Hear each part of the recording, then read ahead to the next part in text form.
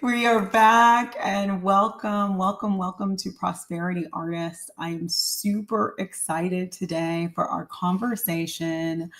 Are you crazy or are you magic?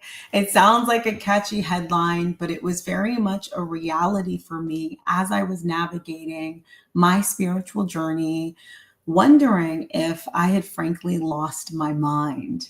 And when I was thinking about this topic, I absolutely had to invite Daniel on. Daniel is the first person who ever interacted with Shibala, Queen of Lions. I don't know if he knows this, but he was the first ever. He was there for my entire journey, and he brought me so much clarity. So I'm going to give us 1 second, see if we have anyone coming on. Can we get a little hi in the chat? Yes, there we are. We are officially live, and this is Daniel. Hi, Daniel. Hi. Hi. Did you know that you're the first person to have ever met Shibala? Technically No. speaking. That is definitely the first time I've heard that. So that's a trick. I remember when I met you, but I don't details are always fuzzy with me. But I remember in Tulum, and I think it was at the cacao stand, and Michael introduced us, and yeah. No, it was before that, and so we'll get back to that. Okay. See, my memory.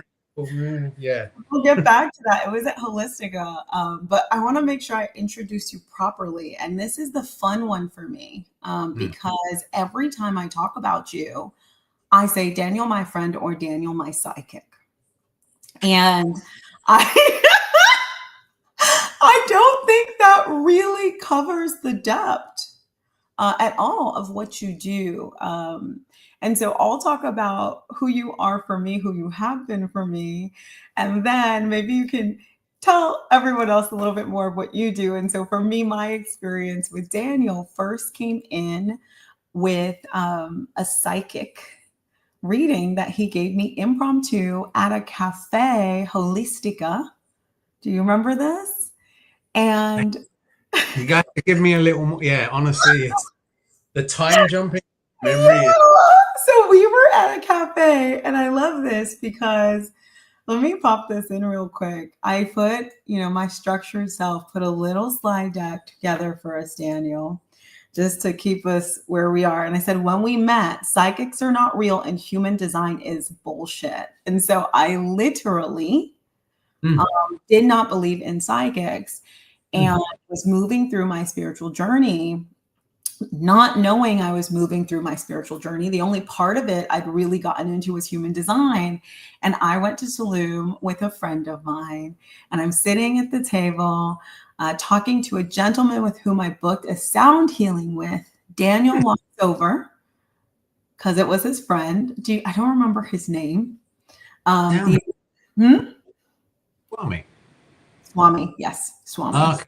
Yeah. And you said, oh, you should get away from the person that you're here with.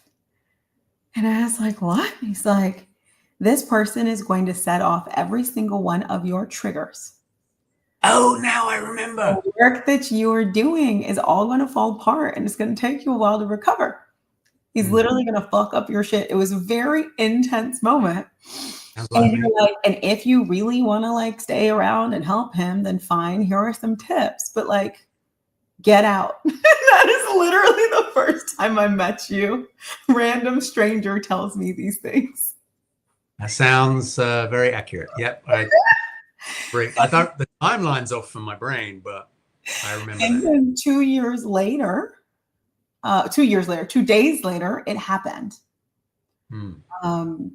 2 days later, that happened. And I felt like I was losing my mind. And I literally started talking to myself into voices.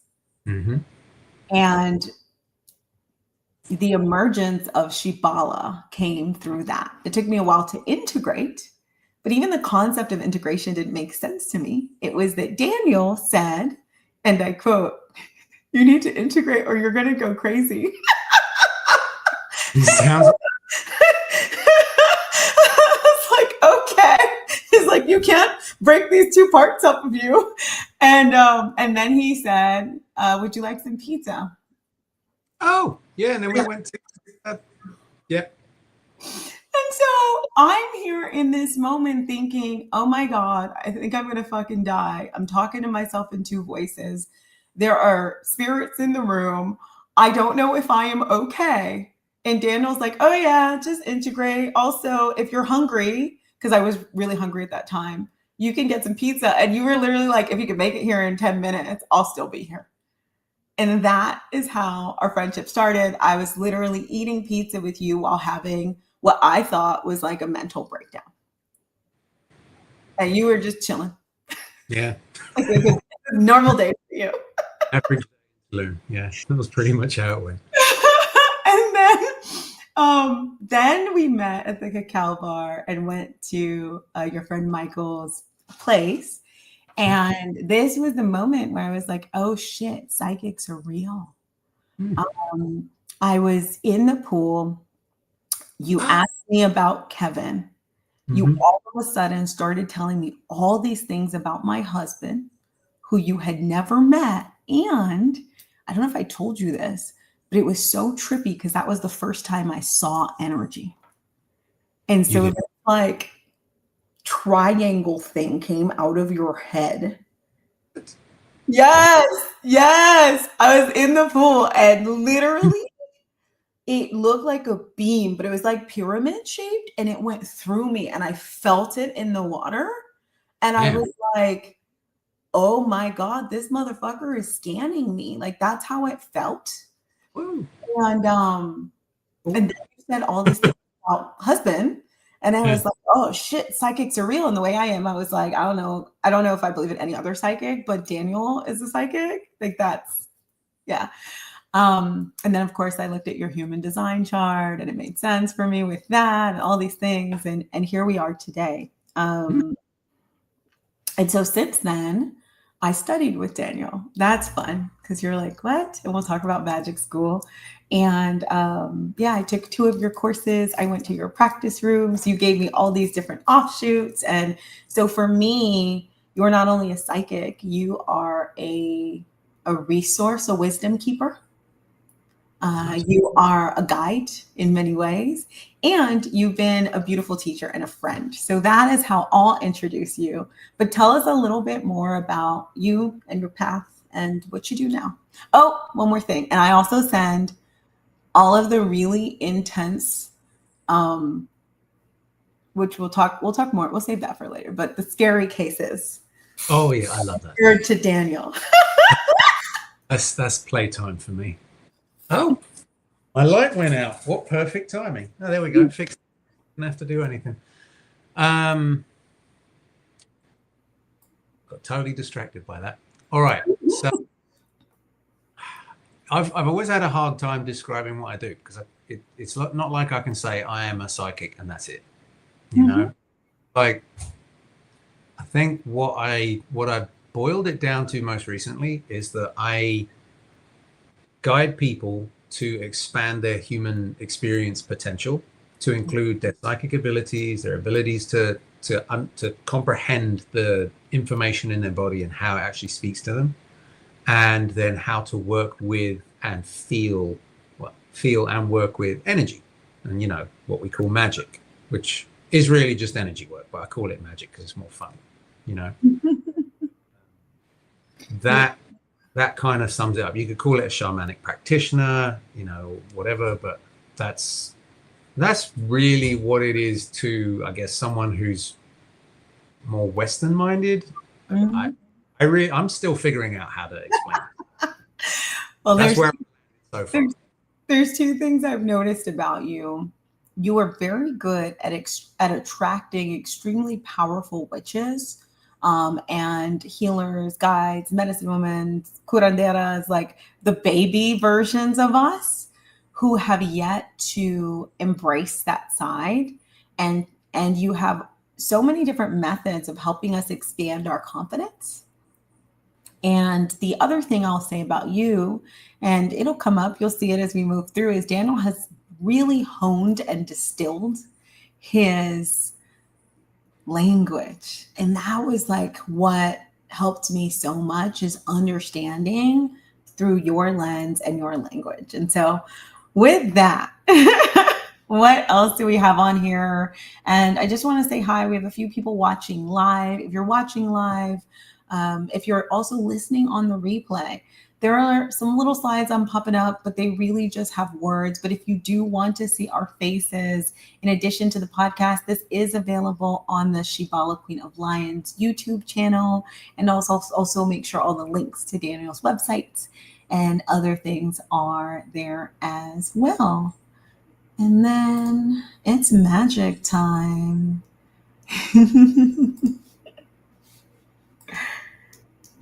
So today, what are we going to cover today?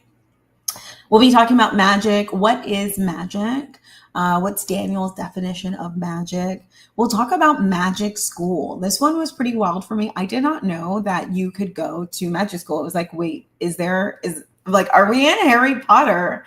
And we are. And I have been. And it's thanks to Daniel and some of the leads he's given to me as well. And so we'll talk about some of our own studies, and also some of the studies I did with Daniel. We'll get into the scary stuff.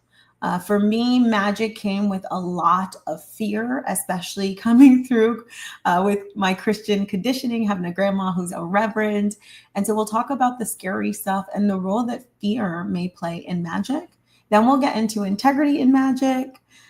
Daniel will talk about what I call the clairs, but the clairvoyance, clairsentience, heightened senses. I will talk about magic in your human design chart. And if we have time, Daniel will maybe share with us his cats. And then I just put question mark, because we will flow with whatever the channel brings us. Sound good? And so you're in. So let's jump into it. Daniel, what is magic? And also for the folks, why do we sometimes spell it with CK? So what is magic? Why do we sometimes spell it with CK? Right. There. CK part first, so I don't forget. The CK part is what Aleister Crowley actually did to the language, so that you would have a distinction between stage performance magic and ritual magic. That's it. Yeah. And when I would see it before, I was like, this is like, why are people doing this? And I thought it was just some kind of pretentious thing. Because unfortunately, the magic with the CK community beforehand, I guess it wasn't that different to, say, like the Kung Fu community in China before Bruce Lee came. It was very gate kept. They didn't want it to be colonized or, whatever. But yeah, the CK thing, Aleister Crowley, that's where that comes from. Very cool. Yeah, but you can get away with just using a C. And I thought about it, and then I tried to get the URL, and it turned out and it was a shop somewhere in like Idaho or whatever had already got it. So I was like, okay, I'm going with the CK then. And yeah, that was that. But yeah, magic is, I guess, a decorative way of describing versatile energy work. Because usually people say energy work and they mean Reiki. They mean purely energy healing. But energy work, if you want to get the semantics of energy and work, is basically taking energy and being able to work with it to perform numerous outcomes. It's purely an art form, and you can be as creative as you want with it. And psychic work is part of that, because you're using the psychic ability to read the energy, to feel the textures, to get translations, interpretations through your own system of that energy. And then the magic is, okay, I want to work with this energy and guide it a certain way to a different outcome. So I will move my energy. I will create energy in me and move it to that, or pull something in that can create energy and move that energy a certain way. And then healing allows you to interpret different textures of energy through your ability to reconnect with a feeling that you hid from yourself because maybe it was painful or shocking or whatever. So I consider those three things all part of the same, world. But also the triangle thing, the pyramid thing that you just said that you saw in the pool, that is so freaking cool. That's the first time anyone's ever reflected something like that. Oh, I don't know. I thought I told you because I was freaking out when it was happening. I was like, whoa. Oh, you never told me that. That's freaking awesome. Yeah. It's like You know, you reminded me of something because there's a thing that I find myself, I found I was able to do and I didn't know I was able to do it. And that is when I meet certain people. You were talking about like I attract powerful witches and all that who are like learning how to be back into that or just on that path. Maybe they don't know it. It's that. So what happens is I get a snapshot of, and I'm still learning to articulate it to myself. Right now, it's just a knowing. It comes in and it goes, this person has these capabilities. And I go, oh, okay, I'll tell them, you know. But I remember seeing you and feeling medicine woman. Really? Out of the blue. Bam. Like what? That. No, just clean. And I remember telling you this like a few weeks after. Like, really? Yeah, medicine woman archetype. Yeah. I think I told you that at the cacao stand. I think that's why I remember the cacao stand. But I don't know. If you told me, I did not hear. Like I'm pretty sure I told you about the piece, but I'm laughing because both of us have what we call deaf gates in human design. So you hear things when you're supposed to. But thank you.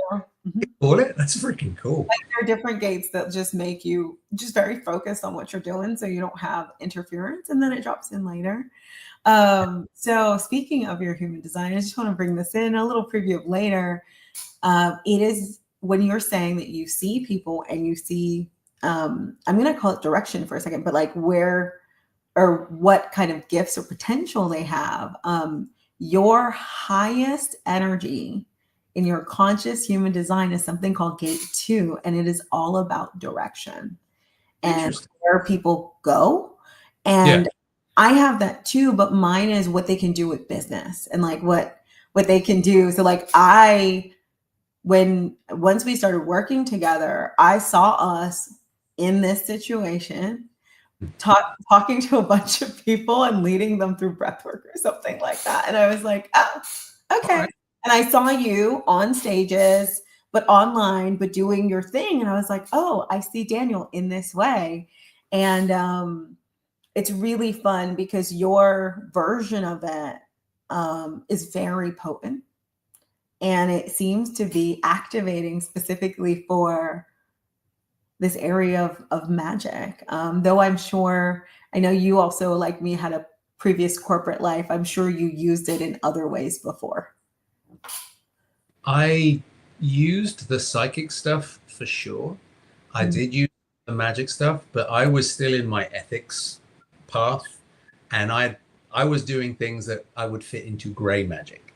And I didn't realize it at the time. So that's how I learned a lot about ethics. I didn't get negative consequences necessarily, but reflection kind of made me go, am I really doing something honorable right here? Is this a little shifty? And then, that's basically how I learned. And then I'd see, the person who I was also doing magic with go even further. And that made me question and go, oh, wait, that ain't great. That's no, I ain't doing that. I love that. And you just hit on the next reason we have you here speaking on this, which is, we'll go back to human design. Your highest on the unconscious side is being grounded in ethics. And so there's part of you, like literally. Not today. I'll read it straight to you, but that's another piece. And so why I really love listening to you, learning from you, is that I feel like, okay, once Daniel gets a whiff of something that's off, he'll shift, he'll call it out. There's continuous improvement. And also I can trust that what's coming through has been evaluated in a critical fashion. And then if not, you'll tell me. You'll be like, I haven't poked around on that. And so I want to just give everyone confidence that the wisdom on this stage is wisdom. It's indeed, we say you can't have wisdom from another person's words, right? It's indeed something that you've honed through experience, and you're not just talking out of the side of your mouth. Yeah. I definitely like reading and learning from books and things like that, but I unless I've tried it and it works and I've pushed it a few times and stretched it a little bit, yeah, it's not right for me to do anything with that really. I love it. Yeah, Okay.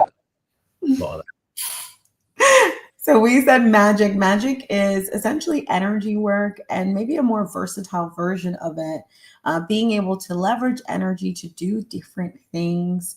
And so we're going to jump into, I think the next slide says, magic school. Like, is that a real thing? Oh, no, I have a question for you. And this is an important one. Have you ever doubted your magic or sanity? Yes, many. Every time I do a ritual that has high stakes, doubt creeps in, and then I have to actually work with the doubt. So still now. Yeah, but it comes from different sources. It's not always my doubt. Sometimes it's because I'm connecting energetically to the person on the other end, I'm also pulling in their doubt. And there is a textural difference. And I've only learned to distinguish it over time and practice. So their doubt will have a slight lightness to it, and it won't feel like my energy entirely. It will feel like maybe 80-90% there's a match, and then there's this kind of empty pocket. That's how it feels to me. There will be a textural difference, but because resonance is a thing in magic and energy and psychic work, you're unless you know to look for that, you might think it's yours. So that's one category. The other category is the spirit of doubt. So the spirit of doubt is an energy that we call in to protect us from looking ridiculous, from re-experiencing shame in the tribe, in the public space. At least that's how most of us initially code it or ask for it to protect us. So then I work with that spirit of doubt. And I guess the other part is if there's a low confidence moment in myself, the energy of low confidence within me will meet that spirit of doubt, and they'll work together as buddies to really bring me to a shitty place. So that's how I see doubt. And I find every time it does arise, and I work with it as if I'm in an experience of medicine for myself in that moment, I will step through another gate of empowerment. Sometimes it's swatting flies and nothing more, but most times where it's hit me hard, that's been an empowerment gateway for me. And it gets a little hairy, like you're in the moment going, this is really important, I've got to get it right. And then, like, dude, chill. You've got this. You've done weirder, way more impressive things than what you're doing right now. Take a breath. This is the spirit of doubt. Work with the doubt. See what it's activating in you. Talk to the young you. All the stuff I taught you guys, I use that. So that's basically what it is. So working with the doubt, it's so interesting that I want to go back to that first point, other people's doubt. So for me, I'm really open, as you know, especially up top. And as you were saying that, I was laughing. I think I very regularly hear other people's doubts and also feel where they're not safe. And for me, it'll be coming in as like a mental thing. And so I have this little song. It's very funny. Whenever I'm going into my channel, I'll play it. I'll say yes, no, maybe so. I don't know. Da, da, da. And I'll do yes, no, maybe so. And then let whatever's coming through initially do its thing. And then go into okay, now it's actually here. Because whatever drops in at the beginning, unless I'm already in this easeful state, for me, is clouded with what's going on in the person in front of me. And so I've come up with all these different techniques to clear it, but maybe not intentionally, but it feels like a different voice coming through in my head, but it's always mental. It's never, for me, when the doubt is not mine, it's always coming in my head. I'm not feeling it in my body. Is that interesting? Yeah. And you said you've got an open channel up here, right? Yeah, my head's completely open. I got open channels in the lower regions. So I think I feel it more than anything, and you see or think it more than anything. I love connecting the dots. This is fucking great. And so, how did you first realize that you had magic in you? Like, what was the first thing that happened where you were like, oh shit, I may be psychic, or ooh, like, what was that moment? Oh For boy, that was a scary time. That was when I was 5, and I you were was 5? 5. I was very angry with my dad, very angry, and I wished him dead, and he got a stroke that week. And I've had psychics tell me, dude, that's a trauma memory for you, and I want to tell you, we didn't do that, and it might have been a coincidence. I might have psychically picked up he was going to have a stroke. He's not dead, and we're good now, But that was the first time I got scared that I had that power. And then the first time I had a psychic thing, I think it was like, I forget the age, it was somewhere between 9 and 15. This is me again with my timeline memory, but we were in France and there was a lottery thing, and my parents basically, my parents and my uncle and aunt, they all wanted to play the lottery. So they said, kids, give us your numbers. And I gave them my numbers. And as the numbers came on screen, I was fucking losing my shit because 6 of the 7 numbers came up. And then I was like, Mum, we made money. We got money. We got money. And they looked at me and they said, oh, yeah, we didn't put your ticket in. And I fucking hated them for years. And I think I actually suppressed my ability after that, because it was like, if it's not going to do shit for me, why am I using it? Because that's the kid brain, right? Can you still reflect? So this is a good question, right? Because I know people ask that. If you're a psychic, then why haven't you played the lottery? Well, I did, and that's what happened. But it became a trauma memory. So that's the funny thing. When these things first come up, they might come up in the craziest ways that you forget. And I did forget. It's because I'm committed to my own healing and transformation, because, I want to be the best dad to my kid, and I want to, be the best version. Congratulations, by the way. That's the first. Daniel is a new dad. So that's the first time I've heard you say that. Oh, baby. Okay. But yeah, so these things came up in those. I forgot that those were even the first times. So you said that this is a trauma memory, or was a trauma memory. And we're getting some congratulations in the chat, just so you know. You lady Starglow, I appreciate it. Do you think there's still anything left of that trauma memory in your body? Definitely. Yeah. Okay. That's all fresh remembering. This is like, maybe in the last couple of months, these came up and I went, oh my God, are you kidding me? Because I've tried to play the lottery again recently and gone, why am I sucking at this? What the hell? And then up in a tapping thing as one of, and it's not even like just a little trauma memory. It's a big trauma memory. There was so much attached to that win, or that potential win, that I held on to. And then when I got we didn't put it in, so many insecurities were like seeded in that moment. Well, what the reason I asked is, as you said that, I'm feeling it on my side a little bit. Okay, chew it out. I'm totally fine. It's not in any kind of like, I'm not fully tapped in, but I'm feeling it in my throat. I'm feeling it in my sacral a little bit. And I know we weren't going to do a session on this, but it gives me an opportunity to talk about some of the work that you do with Litmus and some of the work that I now do. And I would love to bring in that, which is the work I do now in clearing stored memories and supporting people with that. I go deep in helping you resurface memories like the one that just came up for Daniel, and then tuning into your body. And part of that is work that I first tried with Daniel. Daniel was the first person who had me talk to my body, get messages from source, where I literally was like, wait, what? We can just ask our body for things. And then I combined that with Qigong, inherited family trauma, other methods that I layered on.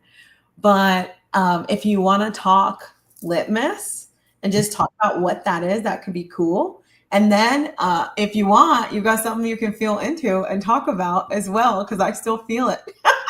Cool. All right. We Yeah. want to go live with it. It's there, so you can play with it. Cool. All right. Well, oh bugger, where do I start? I initially, I didn't know I was going to be doing any of this for a living. Really had no idea. I was in the video game business for a really long time, and I thought that was going to be me, and I was just going to make hit games and then become rich and die in the end. Luckily, that's not the case. So I went traveling, but I did have a motive, which was to make sure I didn't close up, because it was off the back. My traveling was basically a bucket list thing, but off the back of a very traumatic last few years of a relationship. And I wanted to make sure I didn't close up.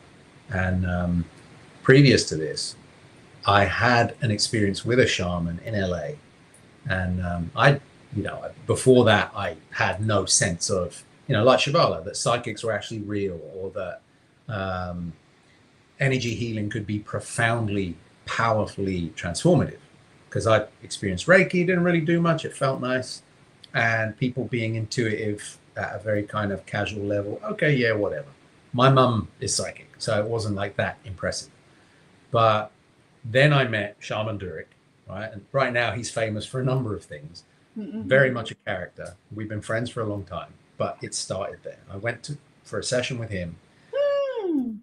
I said nothing. I walked into the room, and I just said, I'm here because I want to get better at dealing with my anger issues, because I had quite a temper. And stepped in the room, and he goes, okay, look, I had no opportunity to say shit. He just went through how I thought, how I felt, how I processed certain things, my protector spirits, which is the neo-shamanic model for, it can work with what mental health conditions might be, but there's a specific nuance to it that maybe I'll talk about in a bit. But he went into this incredible level of detail nobody would have any knowledge of. Like, to have intimate knowledge of someone's inner workings without hearing them speak. Astounding. So at this point, I was shook. And I said to myself, I want to learn that. I want to know how to do that. I did not know I would actually figure out how to do that, and that I was already built to do it. So that was like a 10 years later reflection. Like, oh, wow, I actually wish that to happen. Here I am. But my session and following sessions with him were profoundly powerful, and I found them more healing for the mental health condition, or how it was labeled back then, the diagnosis I had at the time, which was alexithymia. And alexithymia is a condition where you have I think the Greeks call it blindness of the emotions. So I could only recognize a few pockets of emotional experience, and I lacked certain physiological triggers to tell me something was happening. So when people would talk about anxiety, I thought they were making shit up. And I was kind of cold and unsympathetic, and I would, because I couldn't empathize. I didn't have a full emotional library. And I want to pause for 1 second and just say that if people are on this and they are familiar with human design, if you have an open emotional center, which is not connected to anything else, then you also may experience this feeling of not having direct connection to your emotions. And if on top of that, if like Daniel, you have a closed head center, closed mind center, cut off from the rest, if your parents didn't train you in emotional recognition, then everything, I know we've called it this condition, but that is actually kind of normal. So my mom also, we just did a psychological test. I was going to say a different word, but I can't remember, like psychoanalyst on her. And she's terrible at identifying emotions. Like, she stores at like the lowest, but she also has an open emotional center. So just throwing that in there, that though it was a condition, though you were able to really connect to it, it's also very normal for anyone who has like open emotional center and hasn't had any work on really identifying emotions, working with emotions. Which one is the emotional center? It is the solar plexus center. So if you're looking at the chart face on, it's the bottom to the right. Okay, yeah, that one's empty for me, I'm pretty sure. Yeah. So. All right. Well, good. And I may pull up your chart if you're okay with that on here. I don't really usually do that. Or I can put up mine and show you where it is. Maybe not mine. You could, yeah, like mine. out there, you know what I mean? Mm-hmm. So anyway, Shaman Durek was kind of like a seed moment for me for a lot of this. So when I went traveling, I looked for shamans and mystics, and specifically for the purpose of healing. And then as I started receiving the healing, things started coming online. And the weird part is my intuition came online to where I was getting a lot of self-guidance. And I really did go through a whole path of like being chest moved here, doing this, doing that. To give you an illustration of this, a person who was who created quite a strong betrayal towards me in this life, sorry, that sounded very weird. In this life, yes. He left Los Angeles apparently scared of me, and I didn't know what he'd done by this point. Moved like to Canada or something. I was in Thailand, and I kept getting information from what was my surroundings, people talking about this place called Pai in North Thailand. Very hard to get to, not well known, I'd never heard of it. So I took it as a sign of, okay, I'm on my walkabout spirits, I'm going to Pai. I go to Pai, I somehow get chest moved into a guided meditation teacher for a hostel. So I'm doing guided meditations every morning before my usual waking time, but you know, like I trust, so I start doing it. It becomes very popular. My third week of doing that, I hear this voice go, "Dan!" And I'm like, what's that voice? And I look around, and it's that dude. He thinks I've tracked his ass down to Thailand. Following him? Right? The odds of that happening are very low. Yeah, that's the kind of crazy shit that was happening on these travels. Yeah. Anyway, that was a total, I totally tangented. Anyway, to answer the question originally, I looked for the shamans and mystics. It took me all over the place. And then I ended up doing energy healings for people, like donation-based, because I was just like, I'm still learning. Let me try. As I was doing the energy healings, I started to see the patterns. I kept seeing people who couldn't express throat issues, people who weren't allowing themselves to feel heart pain, spine issues for people who were trying to carry mental load, emotional load. And I was helping them get rid of their pain. And I started writing all these things down. I did not know in that moment, other people have actually explored this world, and now people are calling it somatics, and they're being kind of lazy and sloppy with that. But Louise Hay built a whole career off it. Hay House, the book publisher, that came out of that wisdom. But I wanted to get my own take on it because I saw some of those interpretations that I think go way back. I think the Sufis actually have a breakdown of the body emotional map. Well, and even from a Chinese medicine standpoint, right? Every single organ is related to an emotion, and you're working the organs to work the emotions as well, and vice versa. And so, yeah, in ancient Taoist texts, they would talk about sitting with certain trees for certain emotional benefits and things like that. I love that stuff. The Irish have a thing called the tree ogam, and if you go breakdown of the tree's medicine on every level, you might want to check that. But yeah. I'm like, please, Daniel, how is ogam spelled for the pod and for me? Can I put? Oh, it won't let me join the chat because YouTube's having technical difficulty. OG what? OGHAM. OGHAM. I love it. OGHAM. And not J. G, not J. There we go. I love it. So I started noting these, and I also looked at some of those sources of information, and what I realized is, there are some things that aren't matching. I'd look at the medicine map and go, no, I don't this doesn't feel right. I don't feel my liver is holding this energy, and all these other things I was going through. And then I realized, oh, it's cultural as well. And not just cultural, like, oh, I live in Oaxaca, so I live in Venezuela. So, maybe my throat center is more the power center than the solar plexus. And it turns out, actually, that maps to Mexican cosmology. In Mexican chakra cosmology, the throat is the power center, not the solar plexus.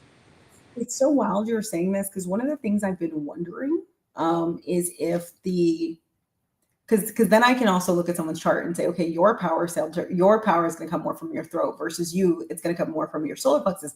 But I kind of wonder if I could look at all Jamaicans, do they have certain similarities within their human design? If I look at all, I'm kind of wondering how that works, because same for me as it relates to medicine. I've noticed it's always a mix of where you originate from and where you actually live, like for plants especially and things like that. So there's always this balance. But yes, she said, dude, is that why my family is so loud? Maybe. But I got so excited I cut you off, Daniel. But you were saying you're seeing that things didn't line up. Yeah. If you want to look, I don't know what the historic roots of Jamaica are, but I would look into what are the shamanic traditions of Jamaica, and then what do they have an energy center map? And you might not be able to find that online. You might, I would use something like Claude or ChatGPT to scan all the books they've pirated.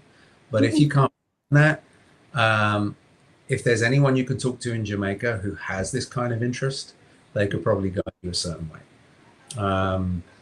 Because I've seen that even the Tibetan system, like the Tibetan system in a popular way, they only talk about 5 energy centers. The Toltec system has sleep time energy centers and wake time energy centers. It's nuts. You can go so deep with this stuff.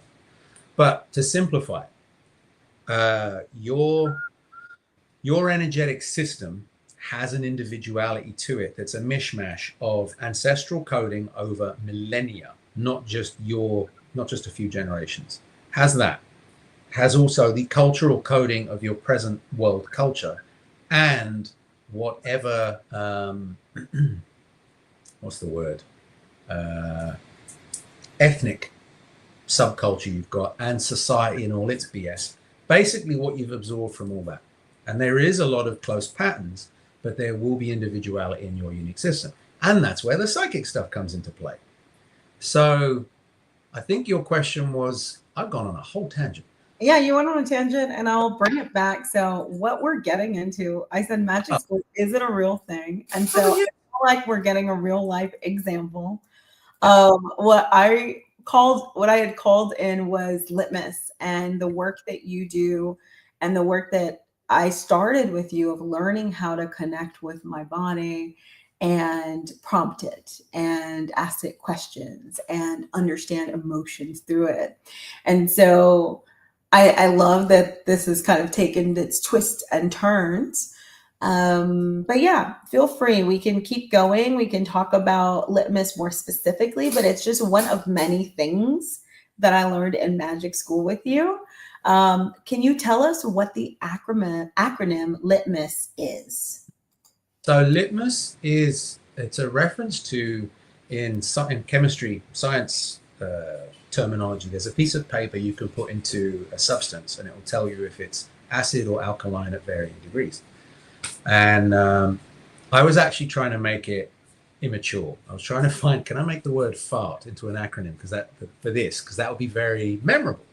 And I like childish humor, so that was kind of perfect. Couldn't figure it out, and I wanted it to actually work. So unfortunately, I'm trying to figure it out for you now, but I can't either. You figure it out. You get work. That's I wanted to make it silly. I failed at making it silly, and the adult and got LTMS. So you ignore the vowels, but it's location, temperature, motion, speed. So when later I would find other people have similar systems, but they wanted to get visuals. They'd be like, what does it look like? What does it sound like? And I'm like, no, let's get people out of their heads. So location, temperature, motion, speed is about you identifying where in the body, identifying where and what quality in the body, what qualities are being given to you by your sensations, because your body is a map of your emotional mind, and it is also an emotional digestive system. We're taught only to look at it as a material digestive system. A lot of our teachings in school are about handing over our ability to decipher the real fine-tunedness of our humanity. It's about divorcing us from that in school, unfortunately. So we get divorced from emotional intelligence. We get divorced from having a sense of autonomy and agency over our own system. It's always give it over to doctors, give it over to therapists, give it over to this. Nah, everything that there's a place for that. Sorry, there is a place for that. But when it comes to the basics, we have all of that within us, and our body literally speaks to us. So if you got heat, it means there's anger, frustration, agitation. Usually there is a context for something more warm and healing sometimes, but that's why you get all four. All four gives you a more solid context. And so we basically take this, we use it to feel into our body, and through the answers that we get back from it, we have a lot of information on how we can move forward in our emotional processing, in our healing, and yeah. And you can kind of map it. Literally, Daniel has a list, and you can map it back and understand what your body is telling you. Does that sound fair? That is fair. And it came from all of that stuff I was kind of giving you the background to with the alexithymia. This was where I started to experience all of that nuance and fine-tunedness. And then the mapping happened during the working with people in the healing space. And then all of it kind of came together when I realized I've got to put this together on a piece of paper. Right? There's something here. And it really, beyond the healing aspect of it, being able to articulate just even to myself what I was really feeling versus what I coded myself to think I was feeling. And that's really, really important. Oftentimes we'll say this is anxiety, and really anxiety is a shorthand aggregate for a lot of intense, heavy category emotional energies being felt in the body and not being moved through. So it's like you're sludgy and slow and heavy, but it's an aggregate. It's not like a factual, everybody has it like this. It's more, here are the common patterns of it. And this is definitely what everyone can relate to in that experience. That's my approach to it. But where I really like to play with it is when I'm teaching people how to play with their psychic ability, because it gives you something that's a lot more data driven than working with clairvoyance, which is a difficult path to do as a solo practice for a lot of people. Clairvoyance has a lot of subjectivity to it. I would say what's interesting with clairvoyance for me is some people are just naturally like very gifted at it. And I'll move through sessions with them, and all of a sudden they're like in the visuals. And it's just then learning how to translate their visuals.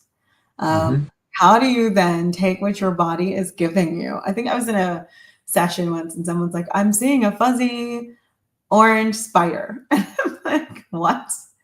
And it ended up being a memory from childhood of making craft spiders with their mom.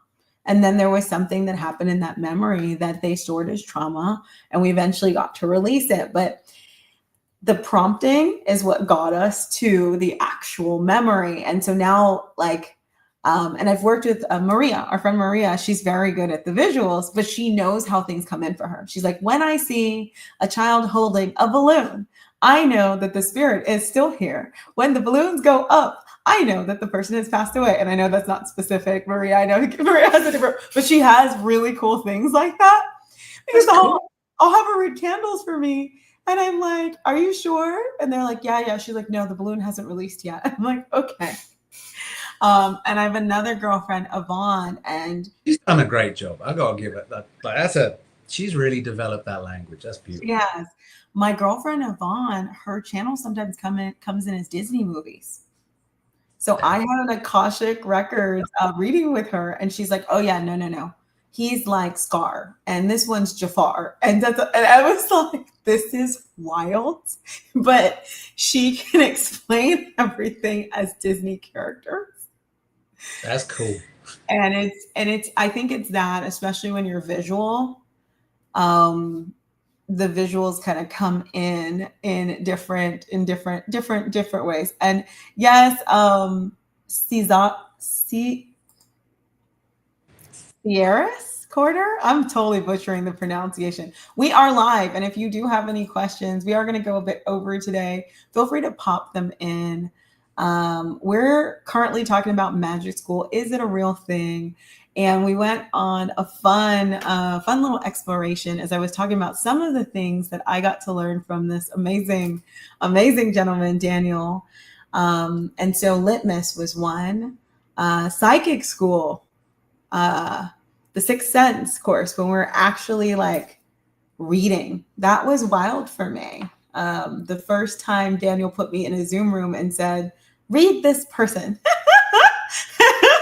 And to be like, oh, I can actually pick up on things. That was pretty wild. And I think that's when I started getting a little scared. And so I want to dip into what I'm calling the scary stuff. Cool. And I'm going to dip into a part of it I know you're particularly good at. And one of the things that you explained to me that brought me a lot of peace. So sometimes when people start receiving their visions for the first time, there's like, I'm going to go crazy. And then the second thing that comes up is I'm going to be possessed. Like what's coming through for me is not me. It's something outside of me. It's a spirit, etc. And when I heard you talk about entities and just use this phrase, it really changed things for me. And so much of my work now that I don't usually talk about because I'm like, I don't necessarily, a lot of times I'll send them to you, but is people who show up and they're like, I have this really intense emotion in me that I have put in a corner. And when it comes out, it's very scary. Mm-hmm. And they will say, I'm possessed. So far, I don't think that's what gets sent to me to come across a real possession. So far for me, it really has been a pocket of emotions that has been kind of pushed to the side and gets to be reharmonized. But I'd love for you to talk about what is an entity, and then let's get into the fun stuff. Exorcisms, like what are these terms, and can you go crazy from this?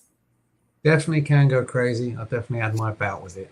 Mm-hmm. I think a few people go through that gate because it really is like it's like you're a computer that's been structurally built a very particular way with a lot of conditioning and limitation and the stuff from society, parenting, what we think will get us love. And then in one moment, you have something that occurs that shakes it all up.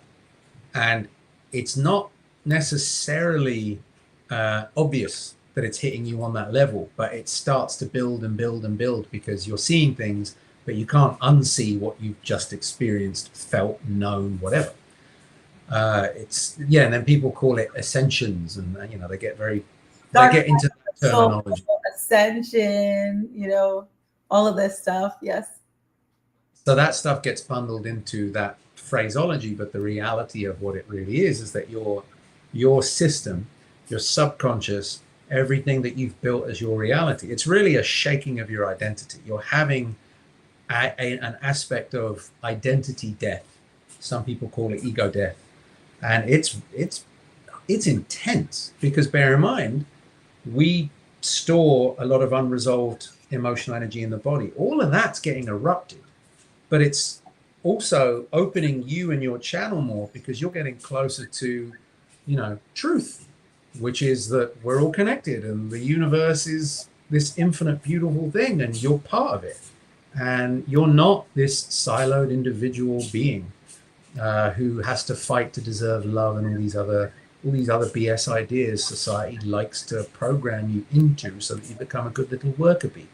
Mm-hmm. So in terms of entities, entity itself is one of those words that is so broadly used, and yet in the New Age and spiritual community, it gets usually shorthanded for some kind of mental, emotional, spiritual being that is parasitic to you and destructive to your life and potentially destructive to others. And there's a kind of like a hierarchical, there's a lot of hierarchical speaking around it, but it's kind of lazy because really entity can account for angel, demon, thing that you've created. I think some people, the Tibetans call it a tulpa. Projection spirits, which is basically similar to a tulpa, if not the same. Egregore is another one. Oh, the light went out. What perfect timing. Hold on. When I first heard the word of entity, it actually kind of gave me peace, because it was this weird moment of realizing that most of what we, and this is perhaps my opinion and what I've come, like most of what we're calling entities, when I really think about it, for me has been things that we create, or what's interesting with the human design perspective, conditioning, like really deep conditioning that we hold on to and feed, and or kind of these emotions and or fears that we allow to grow. And so there was this thing where I was like, okay, I've got a grounding on what entities are, generally speaking, and I have this other aspect of fear. And if I'm not scared, it's really hard for these to work. And what's wild for me is there was another level, which is my dad's Haitian. And it's really interesting because voodoo has gotten a pretty bad rap for so many reasons. And he would say, if you don't believe it, it cannot hurt you. And that was pretty wild to me, but he was very firm in that. And then my mom has this deep belief that our ancestors won't let anything in, but her depth of belief is so unshakable. When I tell you this woman is like, Caroline's protecting me. And it's so firm that I'm like, that is the protection barrier, that depth of like, no, because there's no crack. Exactly. And so it was this very interesting balance of the fear is what allows these things to be very powerful, and to not give you the strength to kick them out when they do come in. And then also a lot of these things can really be bucketed into things we believe and things we keep believing and feel. Is that fair? Yes. That is a very good snapshot of the common experiences. I have I don't know, resonance is not the right word, but everything you've said, I've had similar experiences and perspectives. The most serious possession I think I've ever seen, it was a guy who, he had a really strong belief that his family was cursed because of very specific experiences, and they were a high-profile, wealthy family in Central Asia and or South Asia, South Asia, and he had his little sister die when she was a baby. These other people fall to illness, but kind of timed with specific things. And I didn't know anything of his background. He was very, cagey. But when I went and met him, he was in a bed with a tube to his stomach, a thing to his throat, but he radiated such a strong light of health. And I remember thinking, this doesn't add up. My first experience of a very serious curse. And yeah, sorry, not an exorcism, a curse. And but it's similar category, right? Entities, exorcisms, curses, it's all the same system that's at play, which is your mind, your emotions, and the spirits all working together. And that, without going into too much of the story, it's a great freaking story, but we only what I observed at the moment in time when the entities would attack him was an energy coming through him that felt like divine temple energy. There was nothing bad in it, which was really wild. And it came through him and then came out and towards him. And that was where I was watching this energy in slow motion and just going, wow, someone is sending magic to him that is powerful and seemingly of like divine order. It doesn't seem to be actually harmful in nature, yet he is filtering it through his system and it's coming back and attacking him. Yet he's making it funky. Yeah, he's bringing the funk. Someone else is sending the energy. And I met him 4 years later, by the way. I never told you the follow-up. So I actually went and saw him and he said, dude, you were right. Here's all these things that you said. It was definitely ancestral. I looked into my family's history. There was this thing that happened. And his family went to, he had like an ancestor, granddaddy, great-great-granddad, something. Basically demolish a village for colonial purposes. And one of the homes in this village was, I think it was like a safe place for women. And the woman who owned it was killed. Like there was murders basically attached to this, and all the bodies were thrown in the river. Like, it was horrible. And one of the women basically cast a revenge spell, but the intention of her revenge spell was to bring one of the ancestors to right the wrong. So there was also a purity in it, even though it was darkly concocted.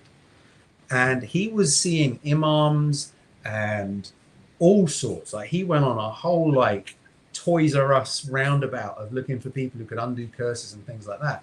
And the thing I told him, which no one had told him, is you've got to make it right. And here's the things you got to do. Like build some, you own the village still, you own its land. Make a thing to help women from, you know, ritual abuse, sexual abuse, all of that. Build that. Your family has the money, you have the money. You can right the wrongs on that land, clear out the dead bodies from the river, and it will all go right. And I actually helped him communicate with the spirit that was attacking, because he gave it so much power to enter his system. And, you know, more recently, it's been taking his mother. So this is giving me like two things in the same time. And like, sorry, it's a very rich I was story. like, no, but I'm like, there's two things here and there's another thing. And I'm looking and I was like, we have to talk about this. Okay. So the two things. So one, the question I have is, do you believe if he didn't believe in the curse, that it would have made him as ill, sick, etc.? I don't feel it would have struck him the same way. I feel like it would have struck him to the point of inconvenience and just worked on his fears and slowly chipped away at them, unless, because this person was casting regularly for a period of time, you know, and now dead, and the energy is still working through the family, because the way she cast the curse was to actually enroll spirits to do the work for her.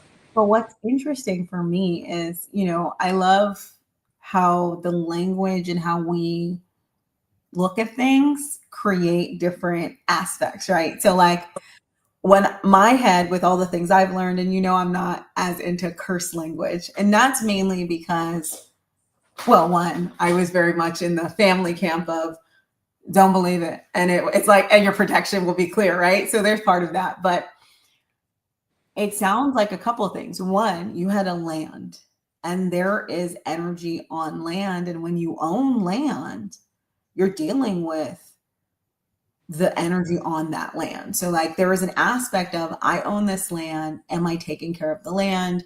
Am I clear on the energy that's of the land? If I've done things to negatively impact the land, you know, what am I doing? So that's kind of one aspect. Then you've got another layer of so curses. We talk about curses in the Bible going for 3 generations. And I love this from an epigenetic standpoint.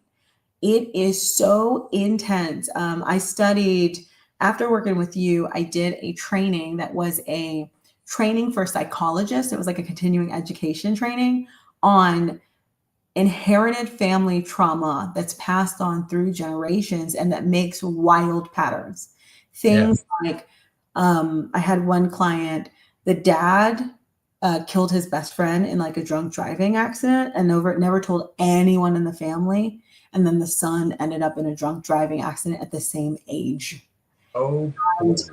And then eventually it came out. And so multiple instances of, I have a lovely lady who is one of my service providers. She does some fun beauty things for me. And she has a history of accidents in her family, and multiple people who are paraplegic and getting in accidents like consistently at the same age. And when you hear these things, it's wild to believe that you can have instances stored in your DNA that can then replicate in actual actions. And the feel. Yeah. That stuff comes from constellations, by the way. If you ever want to see it in action for yourself, it's a trip. And that is one of the people that I studied with was the US director of family constellations. And so, yeah. And so I'm not, let's just throw it out here. I'm not into family constellations because their energetic hygiene is terrible on a whole. And I can't say that for individual practitioners, but they don't teach it. So literally like, hey, we're in a space. Let's call in the spirit of your dead daddy and have you be a representative of it. And I was in that space and I was like, people are literally taking on spirits, representing them physically in their body and learning nothing about that process at all. Like, 100%. And then when I was doing work in that space, it's funny, coming back to the human design, I had a couple people and they were like, I'm feeling really sick.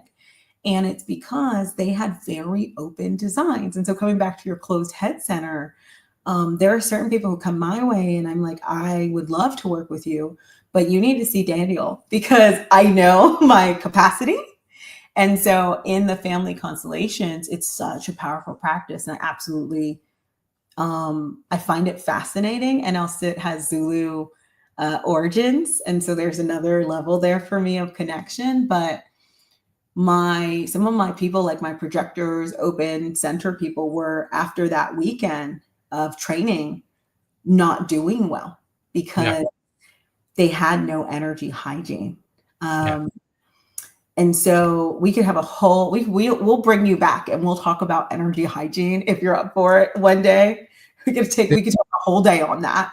There is an important thing I want to make sure I put in that, because family constellations are powerful. And yes, you're absolutely right. The traditional, the westernized, they don't teach any of that. The thing is, in the tribe where it came from, they have drum circles, they have sitting around the fire, they have dancing barefoot on the earth. They have cleansing practice, or they're not specifically cleansing practices, but they are cleansing by the nature of what is happening physically, emotionally, and energetically. It's part of their daily routine. So they have all that built into their life. So those things aren't an issue. They also have a relationship with spirits that is very well spoken, and they have an intimate knowledge of the tribal nervous system, which is an energetic, real thing you can experience in a family constellation. But in a family constellation, the tribe is temporary and goes in and out. And when you have the law of energetic resonance, you're pulling in someone's stuff that matches yours, you're carrying it with you, unless you know that's happening. It's a whole thing. But I'm glad, props for I did the training, we've done the things, but I think the thing that you also said, and it's such a core piece of this. So to wrap up the gentleman that we were talking about, for me in my head, I'm like, we've got these potentially energetic patterns that are repeating and passed on through DNA and lineage. Then we have the land kind of element. And then we have what his mind created and held on to. And the interplay of all of them, I think, is fascinating. And I was wondering, because coming back to not the family constellations, but just the practice of helping people identify their emotions, it's been wild to see the shifts. Because when I hear that story, I think of my own spiritual awakening when my dog passed away in the house, and I was like, I think I'm cursed, and I couldn't figure out how to make money, and all of these things ended up leading me to you. But what I got was that some of it for me was very much an initiation, Mm-hmm. and it was very much the nudges that would get me to my journey. And it sounds like this gentleman essentially went on a guided journey because of his situation with that. Is that sound fair? Absolutely accurate. Because one of the things he told me in the reading, I said, you have the energetic system of a healer, and like a powerful one, to the point where I was feeling that energy and actually feeling intimidated in a good way. Yeah, for real. Like, this dude was a powerhouse and he had no idea. And he was like in financing and things like that, and came from wealth and had no consideration that this could have been his path. 4 years later, you were right. I feel like I am a healer. I love this work. I'm very good. I've helped heal myself when my intuition guided me. So he had all of these epiphanies in 4 years. And just to verify he wasn't a quack, he had multiple expensive specialists in the medical industry actually run him through tests, and they're like, we have no idea what's wrong with him. None of this. And then he had there's a famous couple who I think a bunch of horror movies are based on. Mm-hmm. And I think they're still alive, or their foundation's still alive. They're investigating him because they got their minds blown by this guy. Wow. It's legit crazy. But I realized I went on a whole tangent and missed the part about entities and exorcisms. Mm-hmm. I'll give it a short version as possible. There are absolutely energies and spirits that have a malicious intent or have been created in malicious intent. If your belief of your strength and power and protection is so strong, that will not affect you anywhere close to the level that it has the potential to. It will be an annoyance here and there. And the only reason it will have any effect is because there will be some resonance in your emotional system to the energetic intent of that thing. The Warrens, yes, thank you, Lady Starglow. You know, the freaking Warrens, they're investigating it. Yeah, so it's like real shit, and I think he's going to be in a documentary on the BBC at some point. Hopefully he'll plug me. That'll be nice. But there's a resonance, and that's why. Yeah. So there's a resonance, and that's why it can creep in. Now, when the resonance is linked to a deep-rooted fear for you, then it has way more power. And I've experienced curse energy. I've experienced possession on different levels. I've had spirit visitations that are like possessions, but they're actually educational. And consider this idea. Anything that looks harmful and horrible in the world, that has anything scary attached to it, it exists because it actually has a function in nature. Demons have a function to get you to get your shit together at an extreme level by completely topsy-turvying your life to the point where if you don't get it together, you might actually die, right? So consider that they are an extreme emergency level event for shit to happen, right? Now, granted, I have not experienced a demon in any form like that. In my own self, I've witnessed entities I've created and entities that I've called in for protection, but from the limited consciousness of a child, right? So if I wanted to be protected from feeling shame, I might call in a spirit that prevents or create an energy within me, an energetic intelligence, aka spirit in the neo-shamanic terminology. I might create that to protect me from feeling the emotional things and the mental things, might go blank in my short-term memory and so on, to protect me from feeling anything close to that shame. And it will build up over time and life. So for me, it built up where I went from not being able to feel physical pain almost to emotional pain, to where the alexithymia, as described by medical industry, prevented me feeling anxiety I was meant to have before I could have a full-blown heart attack, which I did. And that was nearly 20 years ago now. I haven't had any issues since because I worked on the emotional root. But that's we call those energies in usually through a lens of misunderstood desire for protection. And it's usually subconscious and powered with real raw emotion and desire in an instant. We essentially create a spell that creates an energy or calls it in.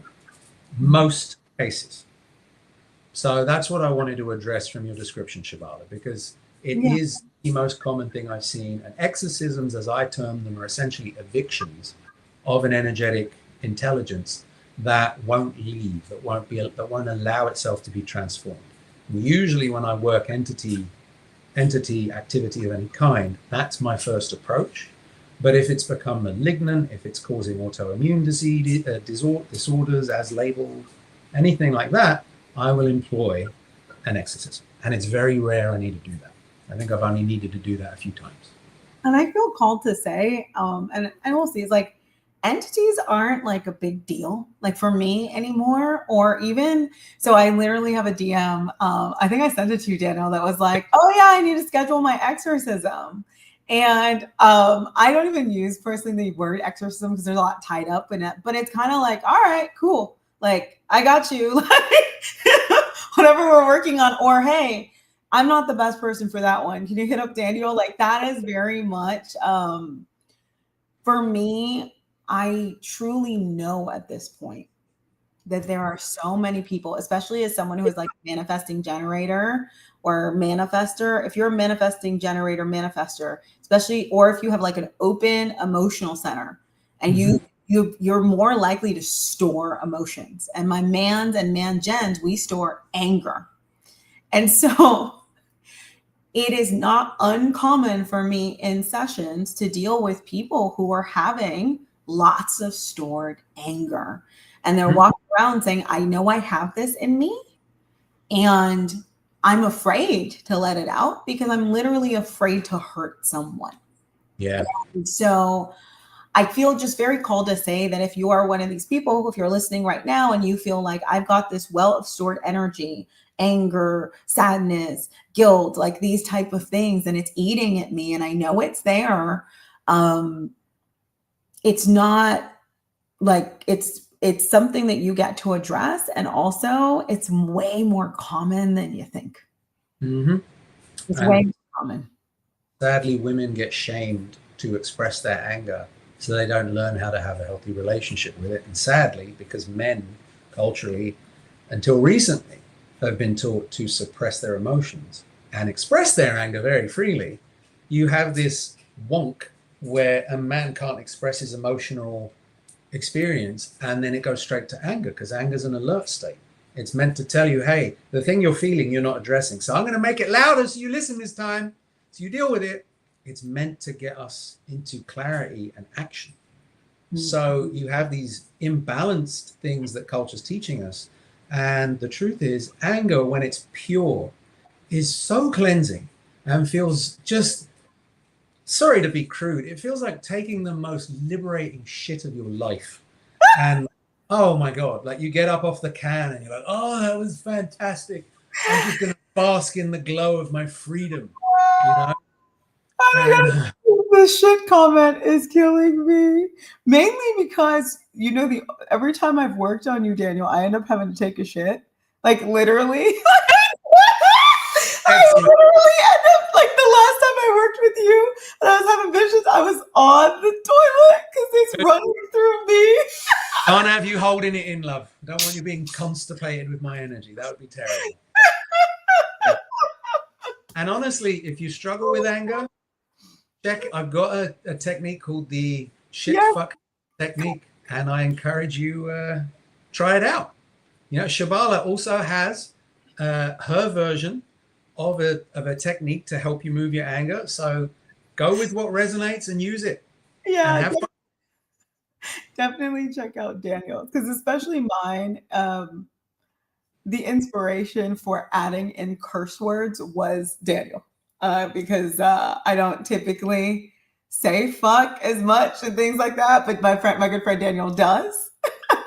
I did not know you could make a pink turd emoji. No, Thank there's a you. pink poop.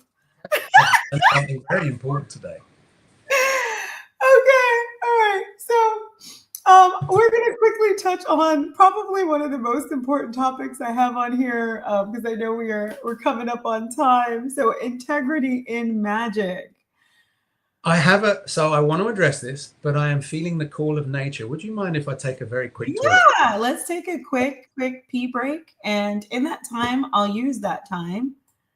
We'll bring you back, Daniel, when you're back to talk about the ways that you can tap in and work with us, because you are magic, and it's so relevant and important to know that and to feel that and to honor that. And so, just jumping in, since we have a moment, a little break in the flow, and also, if you are with us, I know we got a couple people chiming in. What are you enjoying? What did you learn today? I would love to bring back some chats, and if you do have Q&A, I want you all to get your questions answered, so let me know. But in the meantime, I do want to let you know that Daniel is offering us a special offer, 15% off your first session. All you have to do is mention Shibala. So let him know that you heard about him via this message. Daniel has a course. It is called Everyday Psychic, and it's an introductory course. It can start you on your learning journey. And I have a QR code that I popped up here that can get you details on the course. He also does psychic readings, healings, and custom events. And I have been graced with the ability to do all of these. Daniel is actually like my main psychic and the only psychic that I personally work with in this moment. There is resonance there, there's alignment with integrity, and his sessions have really supported me and my family. And so you can hit him up at the Magic Mechanic with the C.com/services. I'm going to throw up that QR code here. That is the direct link to work with Daniel. Daniel, I just did a little commercial for you and talked about your services and put a little QR code up here. Is there anything else that... Hello. Thank you for that. We were going to talk about integrity, right? Magic integrity and all of that good stuff. Oh, wait a minute. Is there anything I want to add? You nailed it, dude. That's pretty much everything right now. If I add more, it's going to be a bit overwhelming. But I will tell you, if you want to join the magic course that Shibala took, I'm launching a new one, or a new version of it, next year. So if you join my newsletter, which I think you can... Candle magic? What's that? Are you talking about candle magic or the other one, the Sixth Sense? I took two. No, you did, yeah, you're right. Oh, yeah. Candle magic one. Okay. The candle magic one is it's been polished and upgraded, okay. But there's still some finishing touches, so it's relaunching next year. And Shibala actually hasn't seen the enhancements yet. There's like interactive stuff now, and my background video games, I'm putting a bit of that in there. But there's that next year. You can get onto Sixth Sense, but that's a replay. So if you want a replay of that course, and it is quite deep, then that is accessible on my website, but it's a little bit buried. I will probably need to polish my user interface. But Claire, she's in the new cohort, actually. She's very... Hi, Claire. So that's the only extra thing. So if you want to know about any of those courses and be alerted when it comes out, because I always do early bird bonuses, and they can include a bonus session with me, definitely paying less money for the final output. Join my newsletter, or attached to my Instagram, and that will all be there. And I have an Insight Timer profile I'm building now as well. So Love it. That was a lot. Amazing. So we're gonna pop in. We're gonna come back into integrity in magic because we've been just following the flow, and we have a question in the chat about the human design.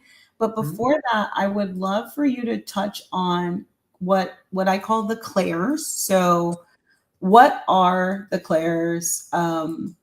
And we'll use that to segue into human design. I know there's a question about human design, and so I want to talk about the clairs, and then we'll talk about how that can manifest in your human design if you have a human design chart, some of the gates that are magical, etc. And so we will. Are you going to read any people's charts? Am I going to read any people's charts? Well, since we have. Do we, are you down to spend a little bit more time? Because we're just flowing, Daniel. Yeah. I got it wrong. I thought this was going to be 2 hours. So I'm totally. Okay. La Marita Q5F. Can you give me your, if you would like, if you give me your birth date, time, and location, I will pull up your chart live and I will tell you about the magic in your specific chart. So if you would like, we will use your chart as an example and give you some deets. So definitely pop it in the chat. In the meantime, I'll have Daniel talk about the clairs. And then if we have your chart, we'll use your chart as the example today. All right. Okay. So just going to say one thing. The only human design expert, now I sat with many people claiming to be human design experts. Most other than 2 were shite. The one who isn't Shibala was good, but Shibala, and I say this with full absolute certainty, is by far one of the best on the planet. She absolutely knows her stuff and has a passion for it like I've never freaking seen. And she was able to actually make me value it for real, because a lot of people were just spouting crap they'd read. She for sure went through and just like freaking like a proper nerd. And I mean nerd in a good way, like went nuts on it. So when she gave me my reading, I was just sitting there going, oh my God, I make sense. All these things make sense. Whoa, you know. yeah. You have people read your like astrological chart and it's like, okay, you know, if they know what they're doing, it's like, oh, that's pretty good. Okay, I feel called out. Yeah, that's good shit. Nah, the human design stuff hits at such a level. And because I speak in a lot of my work is working with energy and speaking about things I don't necessarily have a developed language for. Even though it might be more developed than most, like there's still bits where I'm like, I don't know what the fuck this is, but I'm going to tell you about it anyway. Human design helps build that language. So if this work is important to you, book a session with her. Seriously, like fucking get in. You will not be disappointed. Thank you so much, Daniel. Right. You can use that as my testimonial in all of your marketing. Just edit it. It's yours. Yeah, I mean it. And I Seriously. See that you have the first. I don't endorse bullshit. I won't fluff anything up, for real. Well, I see that we've gotten your birth date and time, so I will go ahead. Daniel's going to run us through the various clairs and these heightened abilities that many of us have. I mean, all of us have them, right? Like from my perspective, we all have them. And then La Fiorita, we're going to talk about some of the magic in your chart. And then I know we also have a private session. So let's let Daniel. Okay. So the clairs, it's a way to term extrasensory adaptive ability that we mostly develop in childhood. Other reasons for its development are speculative. It could be past life stuff. You know, for me, jury's still out on that stuff. But evidentially, you can see the mapping from someone's extrasensory perception to their childhood development. So that could mean empathy, right? It's the most common thing. People saying, I'm an empath. If I go to an event, I come home exhausted because I'm feeling so much. Really what's happening is you made a childhood adaptation for your own protection to read everyone around you so you could anticipate when they were going to act a certain way towards you. So you could protect yourself. That's it. That's where dysfunctional clairempathy, which is what we call empathing in cultural speak, that's where that comes from. It's an adaptation to survive. Mediumship, I can only guess, is an adaptation to not want to talk to living people and to befriend the dead, because perhaps they're more friendly. Or at least maybe it's easier to control conversations with the dead if you're a very small, intuitive, medium-able child. Mediumship is also, it works on a slightly different channel to the other clairs. So I'm going to get into the clairs now. I just wanted to give you that background so you don't hold the belief that it's this chosen one, spiritual mastery, gift handing down from the heavens. There's an aspect of having to work on yourself you need to do to really maintain a solid intuitive ability, regardless of your clairs. But it is not inclusive to people who are spiritually superior to you. I just want to make that very clear. I've met plenty of people who I might term a rude word, if who can do this work, is basically what I'm saying. So yeah, don't ever think you're walking into the room of a spiritually advanced being just because they're psychic. They might be very good at presenting it. Anyway, now that's out of the way. The clairs, they're extensions of our motor functions and our cognitive functions. So you'll notice every single one of these things works on a cognitive sensory function or a cognitive function and goes beyond it. So we've got clairsentience. That is the act of feeling energy in your body as a message. Clairempathy. That is the act of empathizing someone in your body. Claircognizance. That's one of the most common ones because we live in a society that emphasizes data and evidence, knowing as a superior form of being, like something. There's something authoritative in knowing more than someone else, right? Knowledge is power, etc. So claircognizance, I'm driving down the road, bam, oh, I have a feeling to ignore my Google Maps and go this way. And it's just a strong knowing, 100%, almost binary. You turn a corner and you either see someone you've been wanting to see, just spontaneously, they're there, doesn't make any sense, but great. Or you find out later there was an accident on the route that you were going to take. So claircognizance is great like that. Clairvoyance, when it's a calm level, when it's like a standard common level, it's more like mind's eye. So you, in a psychic reading, might ask, hey, show me what it is my deceased granddad wants to know. And he might send you an image of him hugging you. Oh, he wants me to know he loves me. Oh, that's moving my emotions. I guess I needed to know that. Someone loved me today. Maybe I was having a crap day, right? So that's at a common level, the mind's eye visuals. But the more advanced level is you'll actually see if you imagine like a plastic overlay sheet over your reality and impressions of something being there. That's an advanced version of clairvoyance. And an even more advanced version is you'll actually see something apparate or be translucent over your reality. It's not common. I've had it happen a few times. It was scary because it was the first time, but I also knew what I was doing. So I was only scared for the moment, like a jump scare. Yeah, there's a good story attached to that.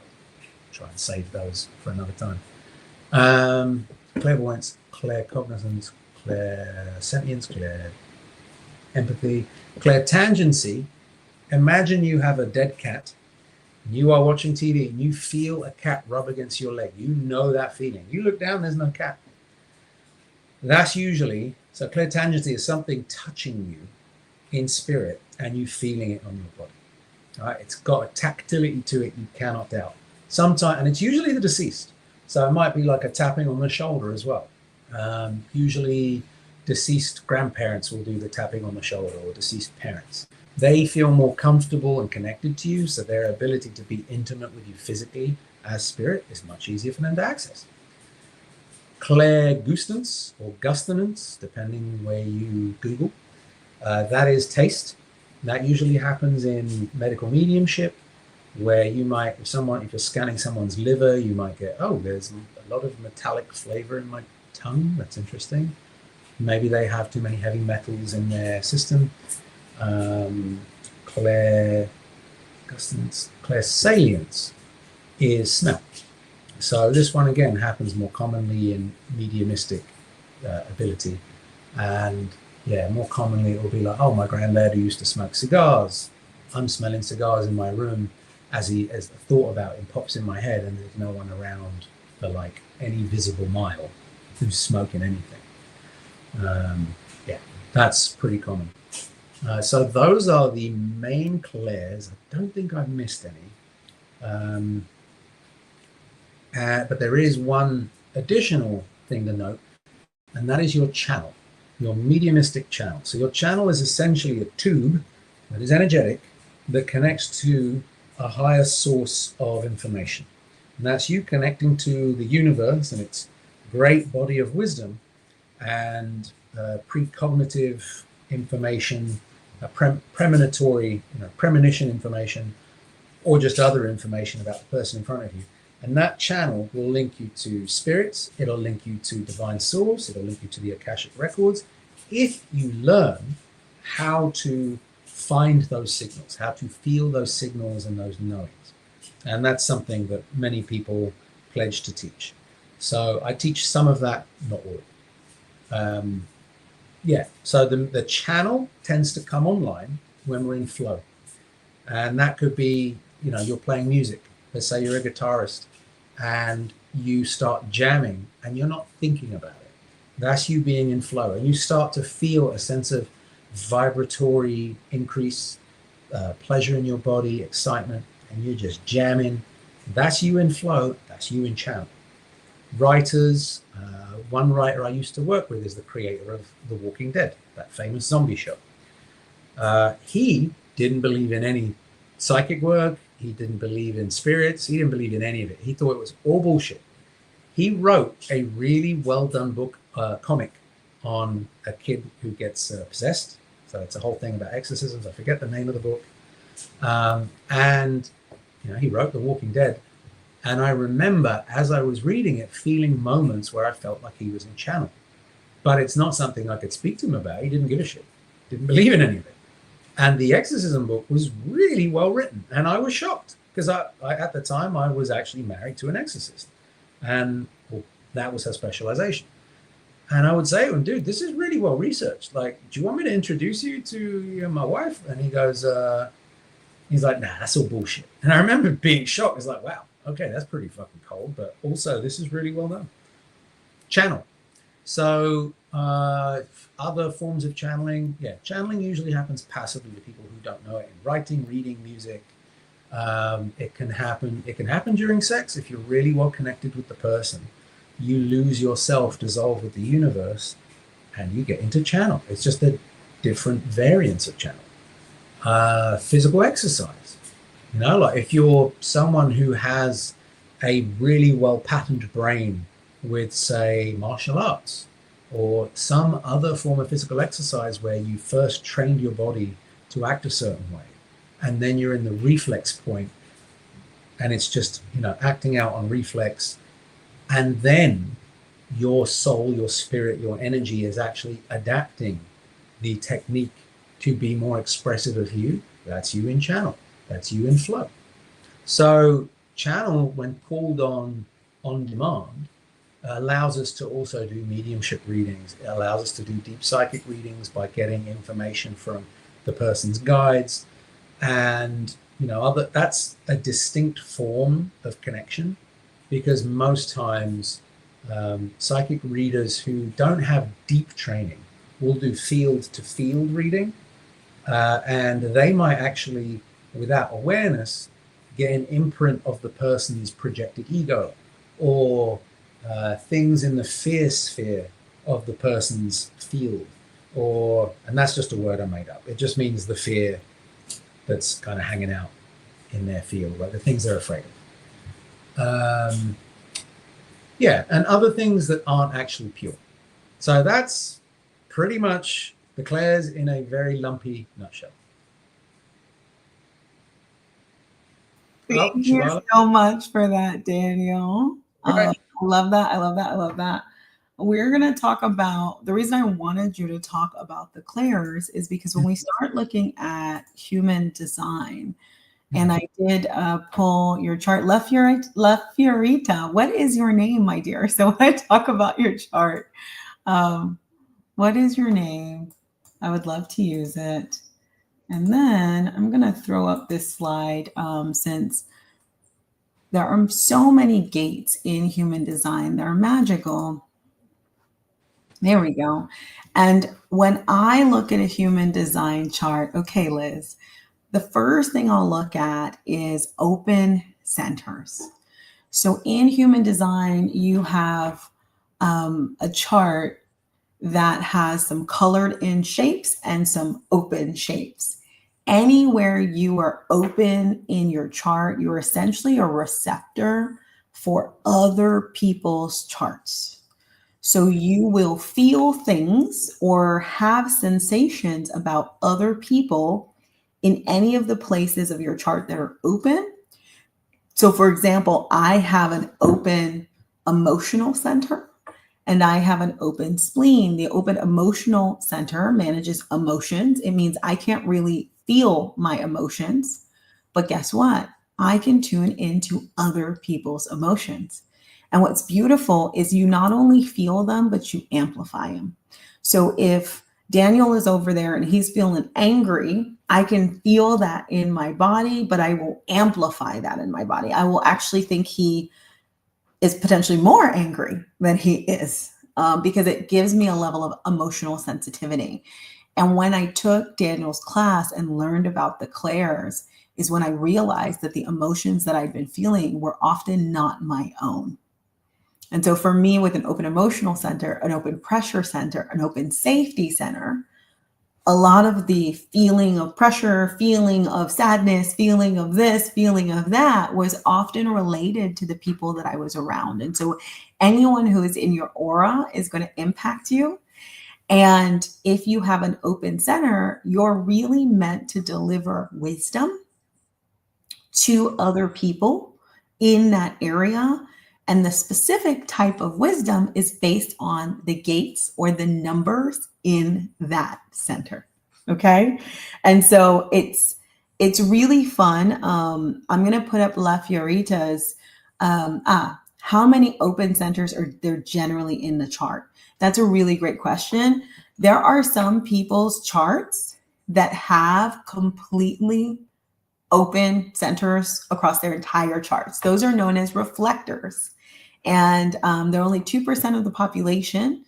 And we think they're really magical because when people are with them, you're basically seeing yourself and experiencing yourself. They're a mirror for you. It's really hard for them actually because they get lost in a lot of conversations and situations, but they are these ultimate mirrors that are just bringing you wisdom about yourself. So it can be any kind of mix. There's no right or wrong, but know that your open centers will align to your purpose. They're open for a reason, and it allows you to connect to other people. So does it matter if another person's open center is open or closed? Sure. In the sense of that will determine how you interact with the person. So this is where human design gets a little complex in that your chart is a fixed snapshot of the energies that you have access to on a consistent basis and that came into your vessel at birth. However, week to week, as the sun shifts, there are energies that are available to us, and they actually can and do shift our chart. Those are the transits. And anytime you're in someone else's aura, it impacts the other person's chart. And charts can essentially complete each other. Like Daniel and I, we go 9-0. So when we're together, everything's closed. We're a little circuit, a little motor. We could sit here and talk for hours and hours and hours, probably, because if you wanted to, because it just keeps looping around. So just know that your energy interact with other people's energy, and your centers interact with other people's centers. So if you have an open emotional center, an open spleen like me, it's very possible if you have a completely open emotional center that clairsentience is something you could explore, because you have that ability to feel into other people's energy, right? The other thing I have on here are the gates, though. So like I said, every single number will tell you more about your gifts. I put a couple of common ones as it relates to what we call magic. Gate 57 is the gate for intuitive clarity. These people just get pings and need to take action. It's very much like I get a tingly feeling, and I say tingly, it depends on the person. Oftentimes my gate 57s, y'all get goosebumps or like a feeling down the back of your neck or tingles. And these are the cue to go and do something. And so gate 57 can really give you clarity and support you in giving other people clarity to and sorry, I'm in the chat, but it gives other people clarity or you clarity to where to go next. My splenic projectors who have this gate 57, you'll see they just make rapid changes in their lives. And it's a little very like a subtle cue. And it's basically based in your flight or flight response. But for you, it's a process of understanding what those impulses mean.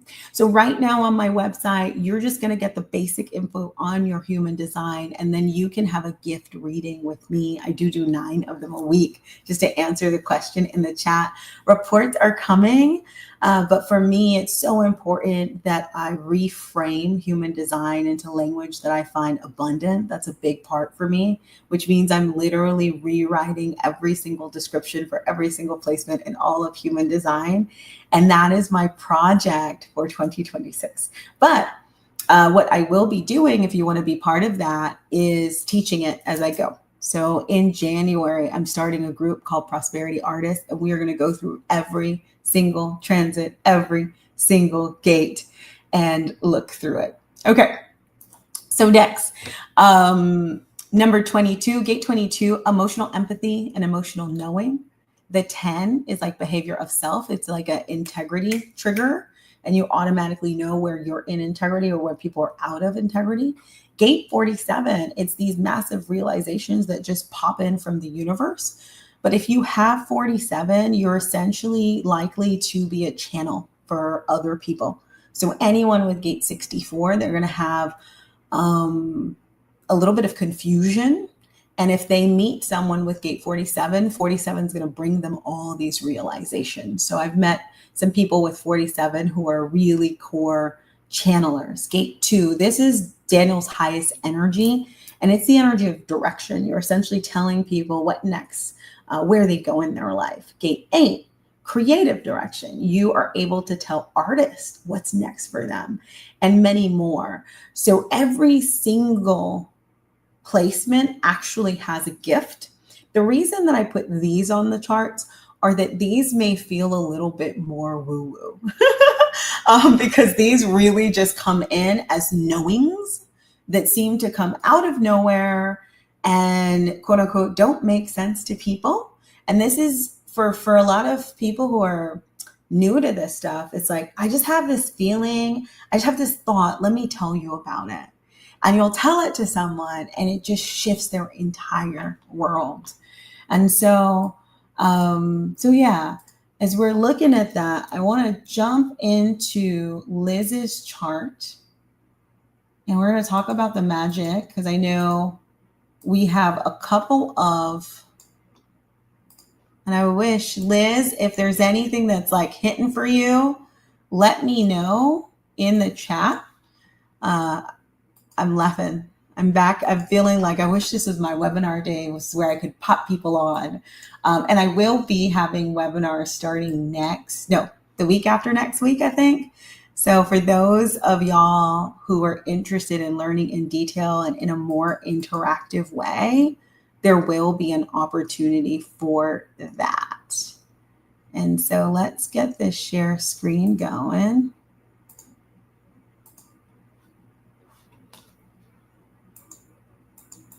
And we are going to go over to you. Let's see. I think. Yep. So this is your chart. And we'll see if it will allow me to show your full chart on the screen. We're doing our best here. There you are. So Liz, this is you. And if we're going to look specifically in magic, so first off, you are a projector, which automatically makes you a guide. So you are here to guide people on their journeys. Now, your guidance, it's extremely important that you are recognized, because essentially you've got all of these open placements and they're picking up on things that people are not telling you. Open head, open decision, open identity, open sacral, and open root. So your head is going to, and this is where I love like claircognizance and different. That's one of the ones I would like to practice more with a completely open head center. People's thoughts are popping in. Now, sometimes it's also like their doubts, their fears, they're this, they're that. You're feeling those things. They can come through. So you've got that open head and decision. So you can really know and clarify for people oftentimes like what's going on, what their decisions are, who they are, and what they have energy for and what they can commit to. That's what this is. And that is part of the reason that you're a projector, but you have a very special chart because your cross is the cross of tension.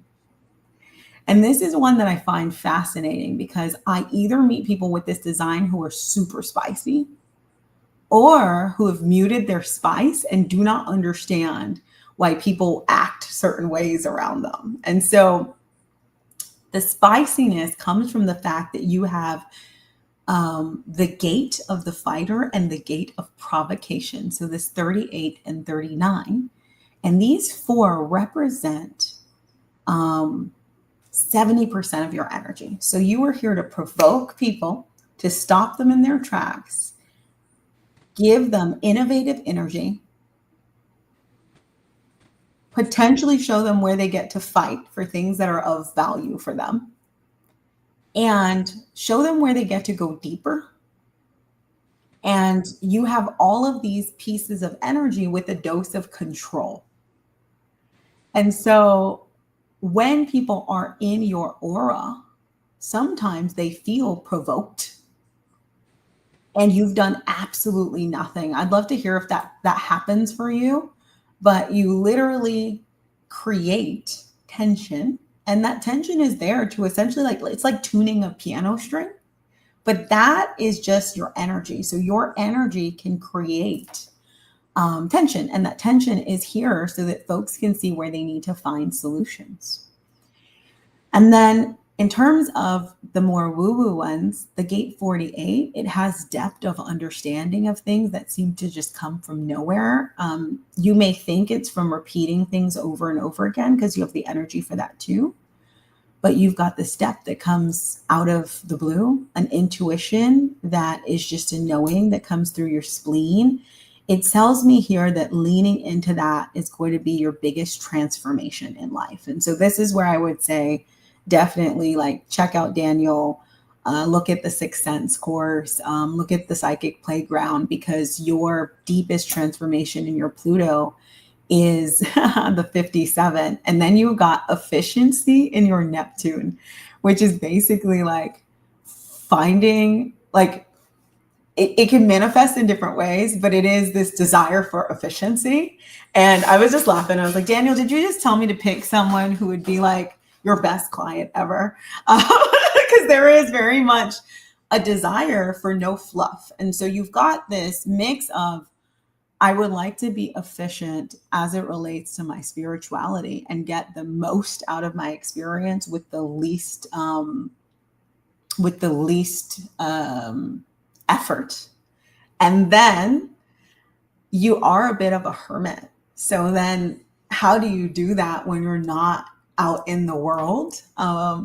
And so there's where I would say find someone online, deep knowledge that can really take you down the rabbit hole if that's where you feel ready to go. And at the minimum, can connect you to that intuition. And then finally, you have gate 25. It's this ability to really be innocent and be in the depths of unlimited love. Um, I've met a lot of shamans and healers with that gate, and they just radiate this yummy, loving energy that sometimes they think everybody has, but not everyone has it. It's in the chart. It's your innate talent, gift, skill.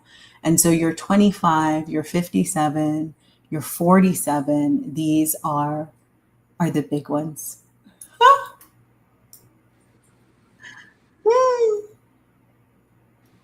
And it sounds, I'm laughing because did you give me a different birth time? Are we looking at the wrong chart? Either way, if you had this chart, this would be you. Let me know. I'm Whoops. laughing at this one. If we had this chart, this would be you according to human design. But let me look at it. Oh yeah, we're literally looking at the wrong birth chart. Oh lordy, she Freddie meant Mercury. April 10th. We got a typo. I'm going to blame it on Mercury retrograde. But what's good about that is we didn't share any of your personal data because I had a little bit of trepidation about that. But we had an example of how the chart can come up. And just in sake of time and the fact that I know that you are already on my schedule, Liz, we'll just keep it going. But I'm laughing because we had like some birth time hiccups, and I'm so curious. Let me pop in for 1 second. Do you have any thoughts as I just look? Because now I'm like, ooh, what is Liz?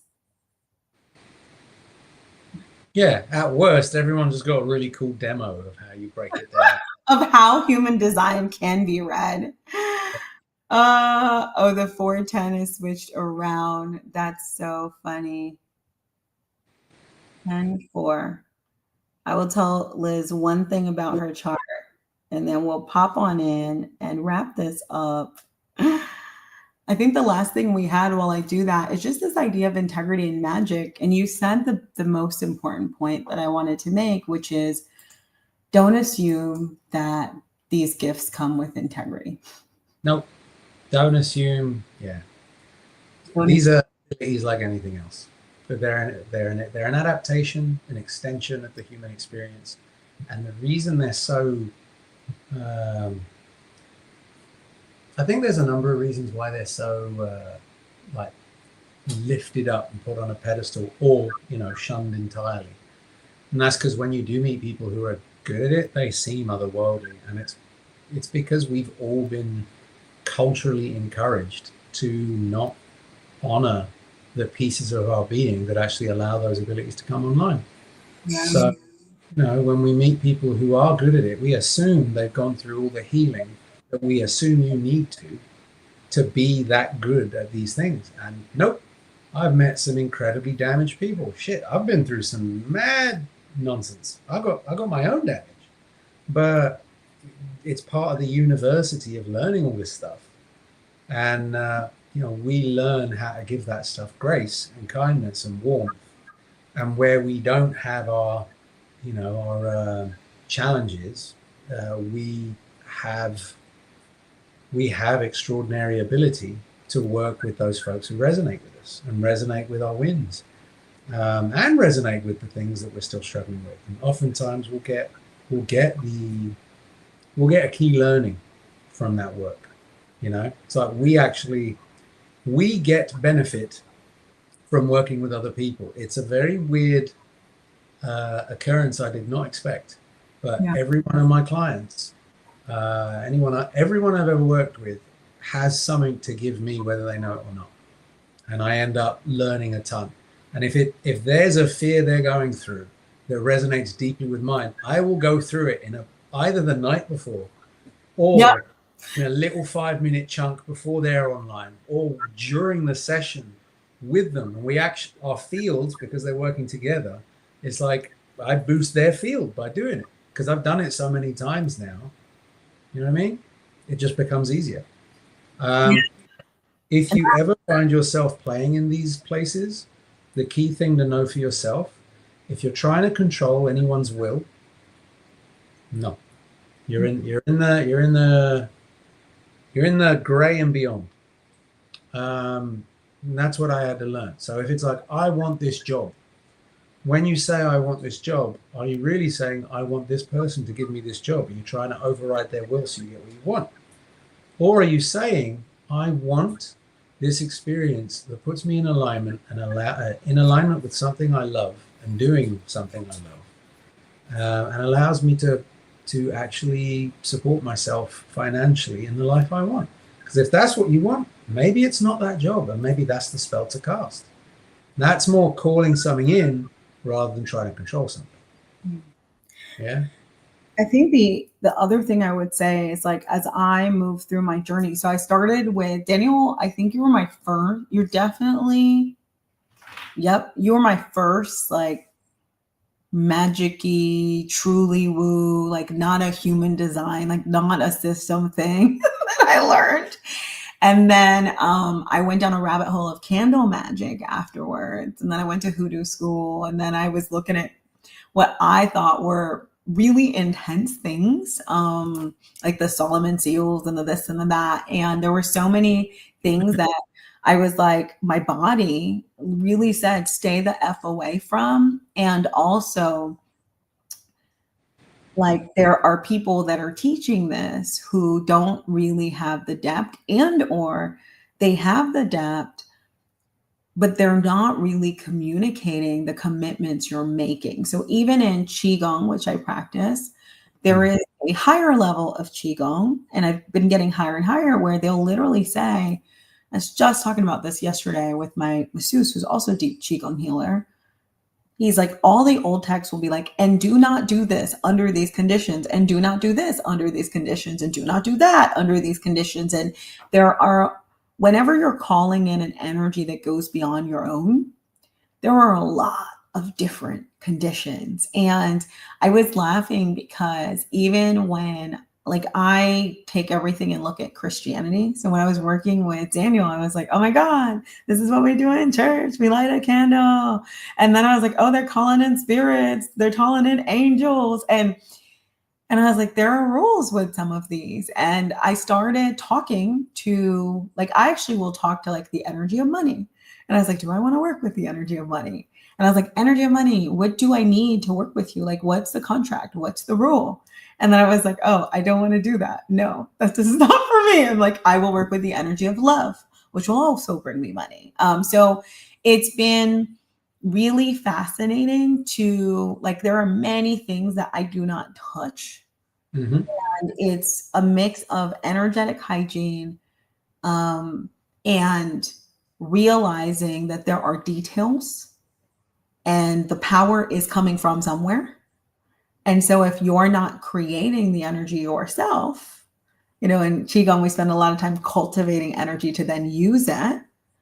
Understand where it's coming from and understand, like, the fine print. Like, there is, I guess I would summarize it by saying there is fine print, and there are people that are not teaching it. And then, like Daniel said earlier, there's cultural context.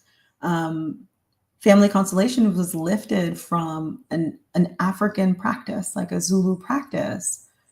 There was a cultural context there. There was a cosmology there. There were practices that were natural and baked into the culture that are no longer being followed. And so when I tuned in with my ancestors, they were like, there are some things that were missed. And you have beautiful practitioners who can remember and bring some of those things back in. Like, when I do and did practice it, I will use different things, but If you're not at that level, if you're still like a baby explorer, definitely find people who get very detailed and start with things that use the energy that you have access to on your own. That's what I would reco.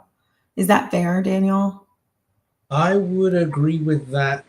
Yeah, I would agree with that. I think when whenever I've tried to go beyond my own limits, I've always, without realizing I've been doing this, had people there who know how to be in those limits. But even with that, I caused myself some damage, some of which, no, most of which I've recovered from. I think there was maybe like one or two things that are still a little rusty. But it's not unlike stepping into a plant medicine environment. That's where I was going, thinking next. Yep. Yeah, it's the same thinking, If you step if you step into plant medicine, will open you up in ways you can't predict, and that's just fact. There is no counter to that, and it's a good thing with the right people and the right circumstances and the right environment. If you do not feel safe, and if the person hosting is not someone you have spoken to, you have sat with in conversation to feel out, if they don't have a history of working with people who have complex traumas, or they don't show evidence that they can handle complexity with a delicate hand and with intelligence, sensitivity, articulation, do not go. Yeah. That's just it's a very lazy but shorthand safety measure for you, because you will get expanded in places and ways that you might not get the guidance to know how to integrate. Ayahuasca is a fantastic medicine, but in the wrong hands, it is a way to open you up, give you an incredible experience, and also leave you with questions and confusion and God knows what else. Because all of these things we've talked about go into that bucket. Resonance that is unmeasured and misunderstood will go in that bucket. If you have someone in the circle who had violent sexual assault and you've had a little bit of some sexual inappropriateness, it could distort your body resonance to that energy, because you're also not doing it in a tribal environment where they have the day-to-day routine that takes care of all that crap. In the city. And I got to pause for a second, because what Daniel's talking about actually happened to me. Like 1000%. I was in an energy. There was some inappropriate behavior in my past, but I really thought coming out of that, I was certain that I'd been raped. And the only reason I had doubt was because then I basically thought other people, like there were multiple people that raped me in that scenario. And I was like, that's not possible. That didn't happen. And then all logic went out the door, because there's this other reality, which if I'd really thought about it, I was still intact. So the thing that I saw was impossible. But like all reality went out the door. And the funny part is, I knew that there were like some integrity issues with the place, and I felt it. I found out right before I still went. And I knew that was part of my journey so that I could share this message. And so I just want to throw that out there. But I had people like Daniel in my corner, and I had folks to come back to who could support me as I was going through my integration, because I went deep and the full ego death. It took me 6 months to recover. I was so overstimulated coming through it, but I had support, big support. And that's, I wanted to jump in just to make sure people know, like what you're talking about is so real and so clear. And then when you get connected to people, you're bonded. Like Daniel's legit pulling things out of I'm like, I should say this, Daniel's saying it. I should say this, Daniel's saying it. And I can feel like I've had moments I'm like, Daniel, get out of my head. Like because when you work with people, then you get connected. And if they don't have an integrity meter, you don't know how your energy will shift them either. And for me, I work on a lot of love wounds. So there are people who Daniel will work with who are great. And then they'll work with me. And I'm like, Daniel, they got some funky stuff related to love. And Daniel's like, oh no, I never experienced that with them. So that's the other piece, which is that each experience is unique. But if there's any bit of funkiness, trust yourself. Mhm. Funkiness is an interesting one because that can either be an energetic reflection of there's something in them that will poke a fear for you, Mhm. or that they themselves have work to do. And the work they need to do is going to be in conflict with the safe space that you need. So it is important to really, when you do make any kind of choice around people to work within this space, especially in plant medicine, if you do not feel 100% like your back is got, right? That ain't it.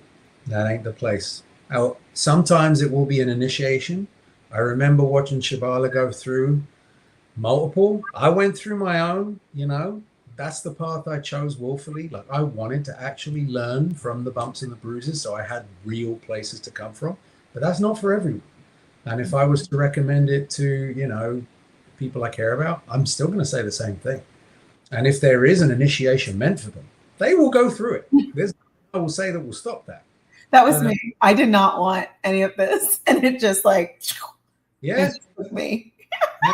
Remember your spirits. They're like a gaggle of Jamaican aunties who are like, oh, he can handle it, and they just throw you in. It's funny.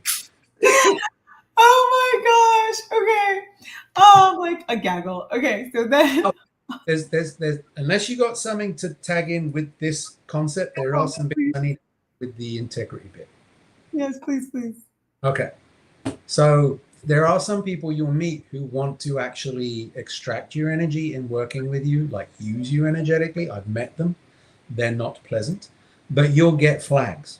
You'll see things where, like, they might say, "I'm going to call in this spirit of this powerful deity," and you're going to feel it in the room, and they bring it in, thinking that your intuition isn't strong enough to actually pick anything up that is out of sync.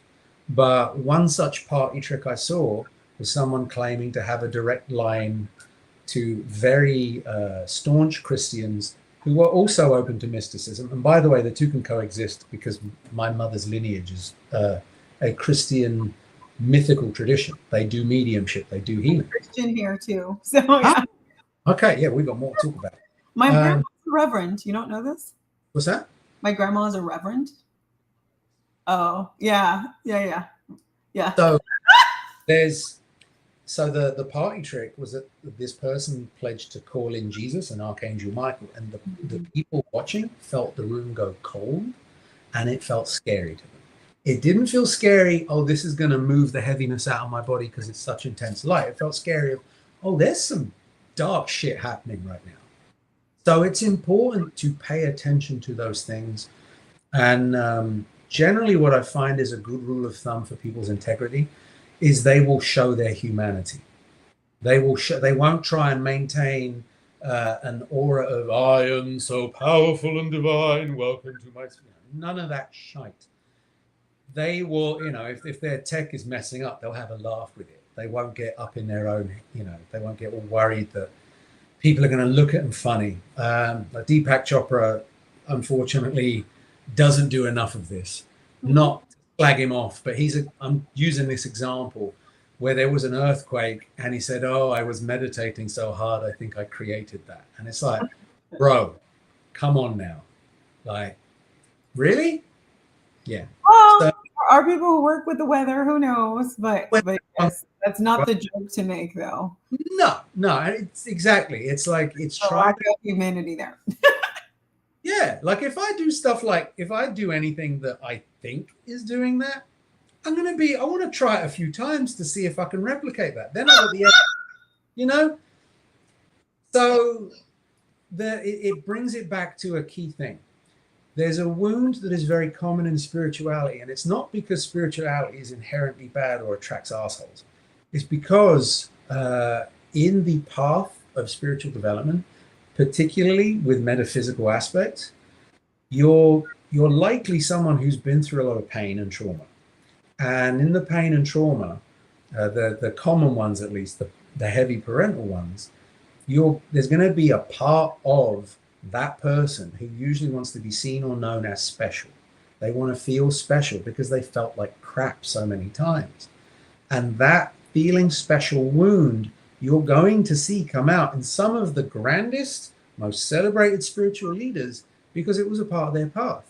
The danger is when that becomes something that creates a thirst or hunger to try and project yourself as anything more than human.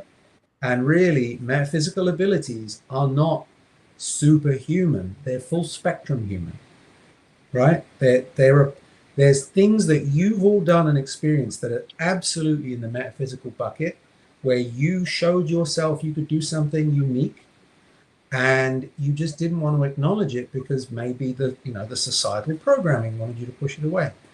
Everybody has had an experience that is metaphysical. Whether you can see it that way is different. Whether you can remember it based on either shoving it down due to trauma or other reasons, that's another matter entirely. But all of us have it. And the only real thing I've seen that kinks the hose of being able to access it is your level of sensitivity and awareness. That's it. So, yeah. I love that. So, as you were talking, so many things, I was like, we can have like 10 more conversations, Daniel. But full human, when you were talking about the clairs, and I learned it from you, one of the things I realized was that, like, when you're a kid, you practice your senses. You're like, baby, what does this smell like? What is this? And you're learning them. And for me, I just think of the clairs as heightened senses, but the difference is we don't practice them. And we're also told to ignore them. When I was learning Qigong, we talk about our vision. And when you do certain levels of Qigong, your vision goes a little further. And so it's this idea, and our Qigong master would say, like, the baby can see two trees down further into the forest than you can. And the baby is like, mommy, there's something there. But the mom doesn't see that because the mom has been taught to focus on what's in front of her. And so she's like, oh, there's nothing. It's your imaginary friend. No, it might not be kid's imaginary friend. It's something that they're actually seeing. And so what I felt like as I was going through the experience of learning with you was understanding that I had these senses and then learning to tap back into them and start really tuning in. Okay, what does it feel like? And so that for me was just to put a point, like a little bow on it. It's a gift that you have and that everyone has. And it's almost like figuring out, which one do I have a little more of if I want to? What is that? What do I have a little bit more depth in? And how do I enhance that ability? And some of them you'll feel ready for, and some of them you won't. My first channeling experience was with Daniel. Actually, I was working on, I think, some work for you. I don't know if you remember this. And I channeled something through me in the bathroom. And it was so intense. Like, it was the first time, it's the second time spirit had taken over my body. The first time was on ayahuasca. But those were like my ancestors. So it felt a little bit more comfortable. And I was like, I do not like this.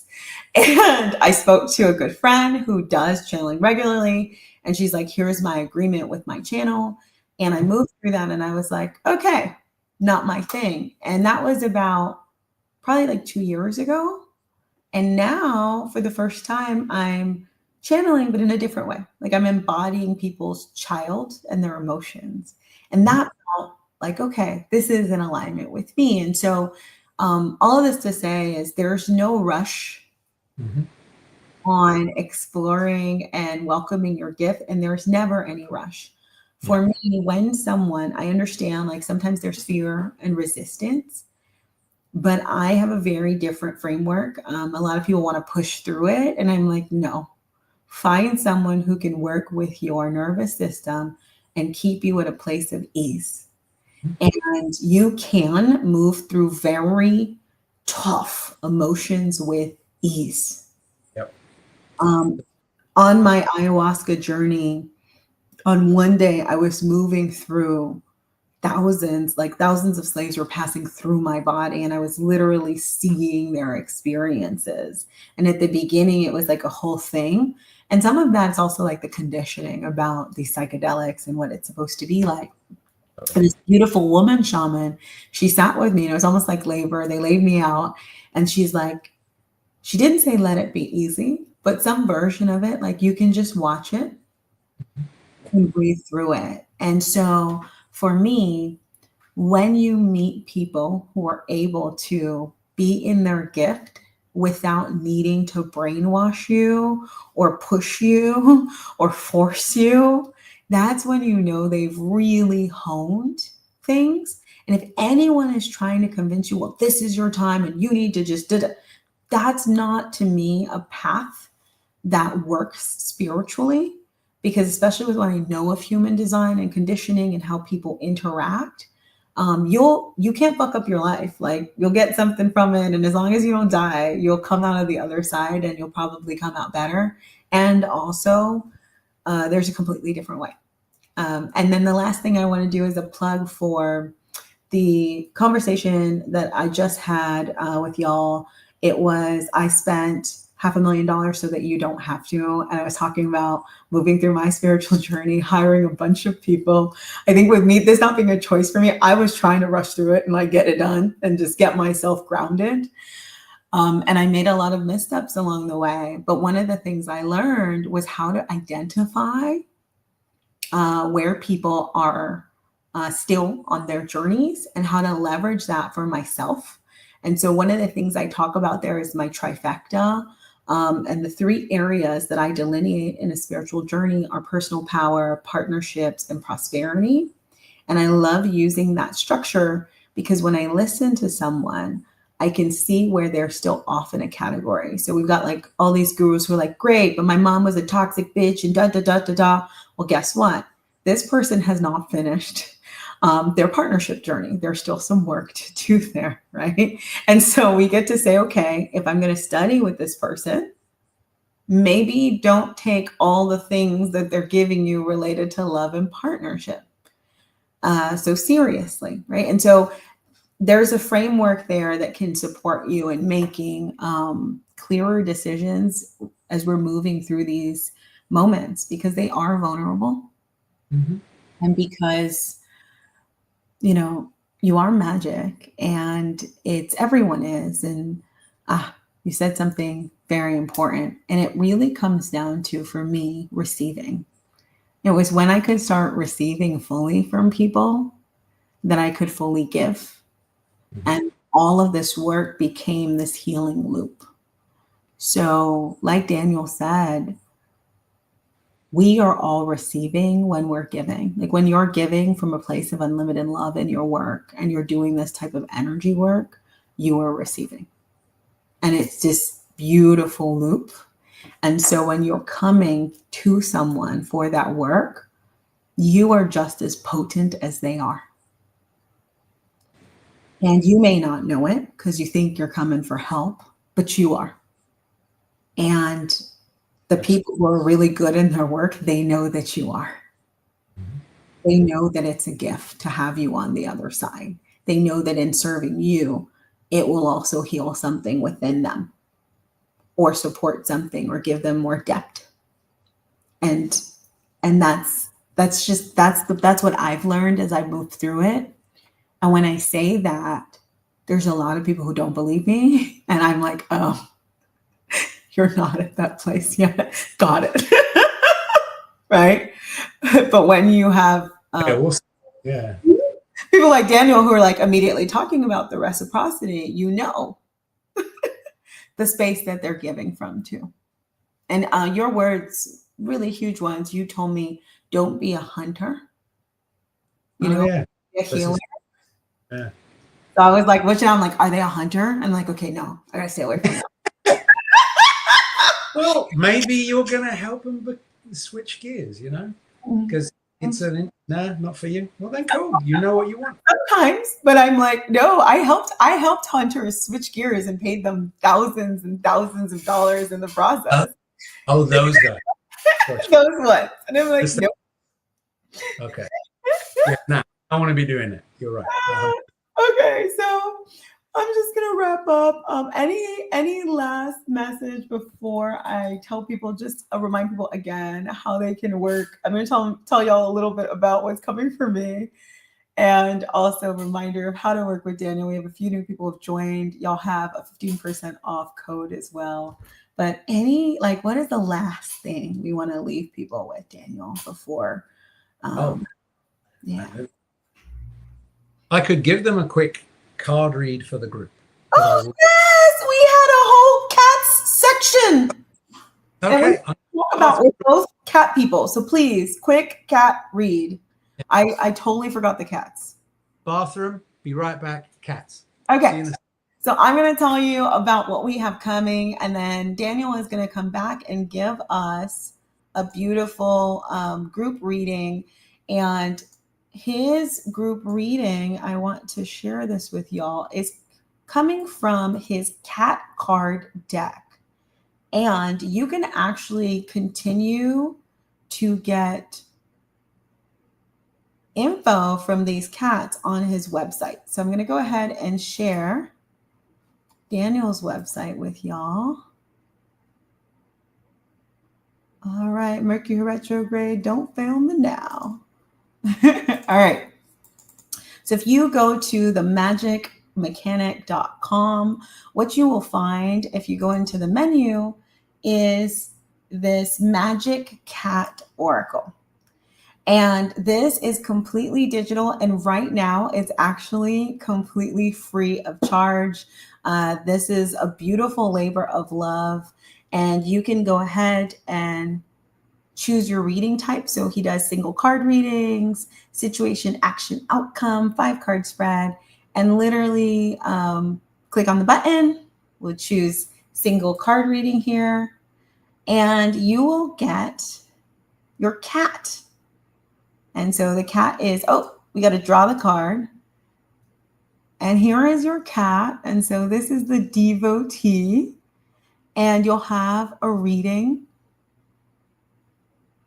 for you automatically. And so just know that this is here for you. You can use this at all times. Now, I love getting a full reading from Daniel because, of course, his juju's there at a deeper level, but know that it is available online. And then what is happening here? Shibala.com is launching. And Daniel, I'm just going to go through this really quickly, and then we'll get you up here to do the group reading, and we'll end with that. But Shibala.com and Woofulness.com are launching, and I'm so excited to share with you. I have gone on a deep, deep journey of spiritual integration, and I've been integrating for about 3 years, and it's been wonderful to finally get out into the full. I've done a bunch of gift readings, so those are always available. And what I will do is I'll pop up a QR code. This will take you to pull your human design chart, schedule a gift reading with me if you would like to. And that is the website, shibala.com/freehumandesign-chart. If you do not see time on the schedule, know it's rolling, and I put them up every Monday, Tuesday, and Wednesday. What is next? In November and December, we are starting group workshops. These are $55. We're going to be talking about streamlining your spiritual journey. I'm going to do a deep dive workshop on the human design circuits and channels. We'll do another one called Magic in Your Birth Chart, where we'll look at your specific chart and dive in. There's one called Clarifying Love that's all about partnership work, and I have a special framework for that. And then energy ergonomics, we're going to go through the rest of the year, look at the transits from now until January, end of January, possibly February, and help you take advantage of the energy of the moment. So these I'm super excited to be doing. And then I'll also have a small group workshop. We'll be spending 2 whole days together on a Saturday and Sunday, and we will be creating your medicine map. This is my special version of the human design chart, adjusted to really focus on understanding the medicine. This is the crazy version when it came through as a download, understanding the medicine and the magic in your chart, how you interact with people, and the rhythm that you and they move through. This is a change your life session, and it will be online but we're also traveling. I like to say that we can be traveling partners on each other's journey. And Daniel and I met in Tulum, and we will be going back to Tulum in 2026. Not Daniel, but I don't know, Daniel. Do you want to come? We can bring you. We can bring you. But for now, it's myself and Jajahan Ives.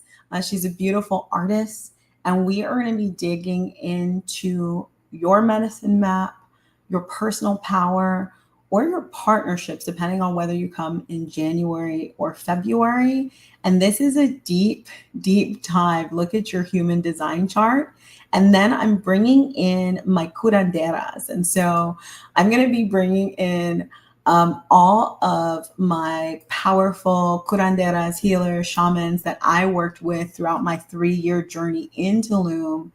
And they are going to be doing ritual work on y'all while you learn about your human design chart. I basically was like, what can I put together that would essentially pull people through a rebirth without any psychedelics? And this is what I came up with. And I've had many clients move through it personally, but this is going to be a beautiful group.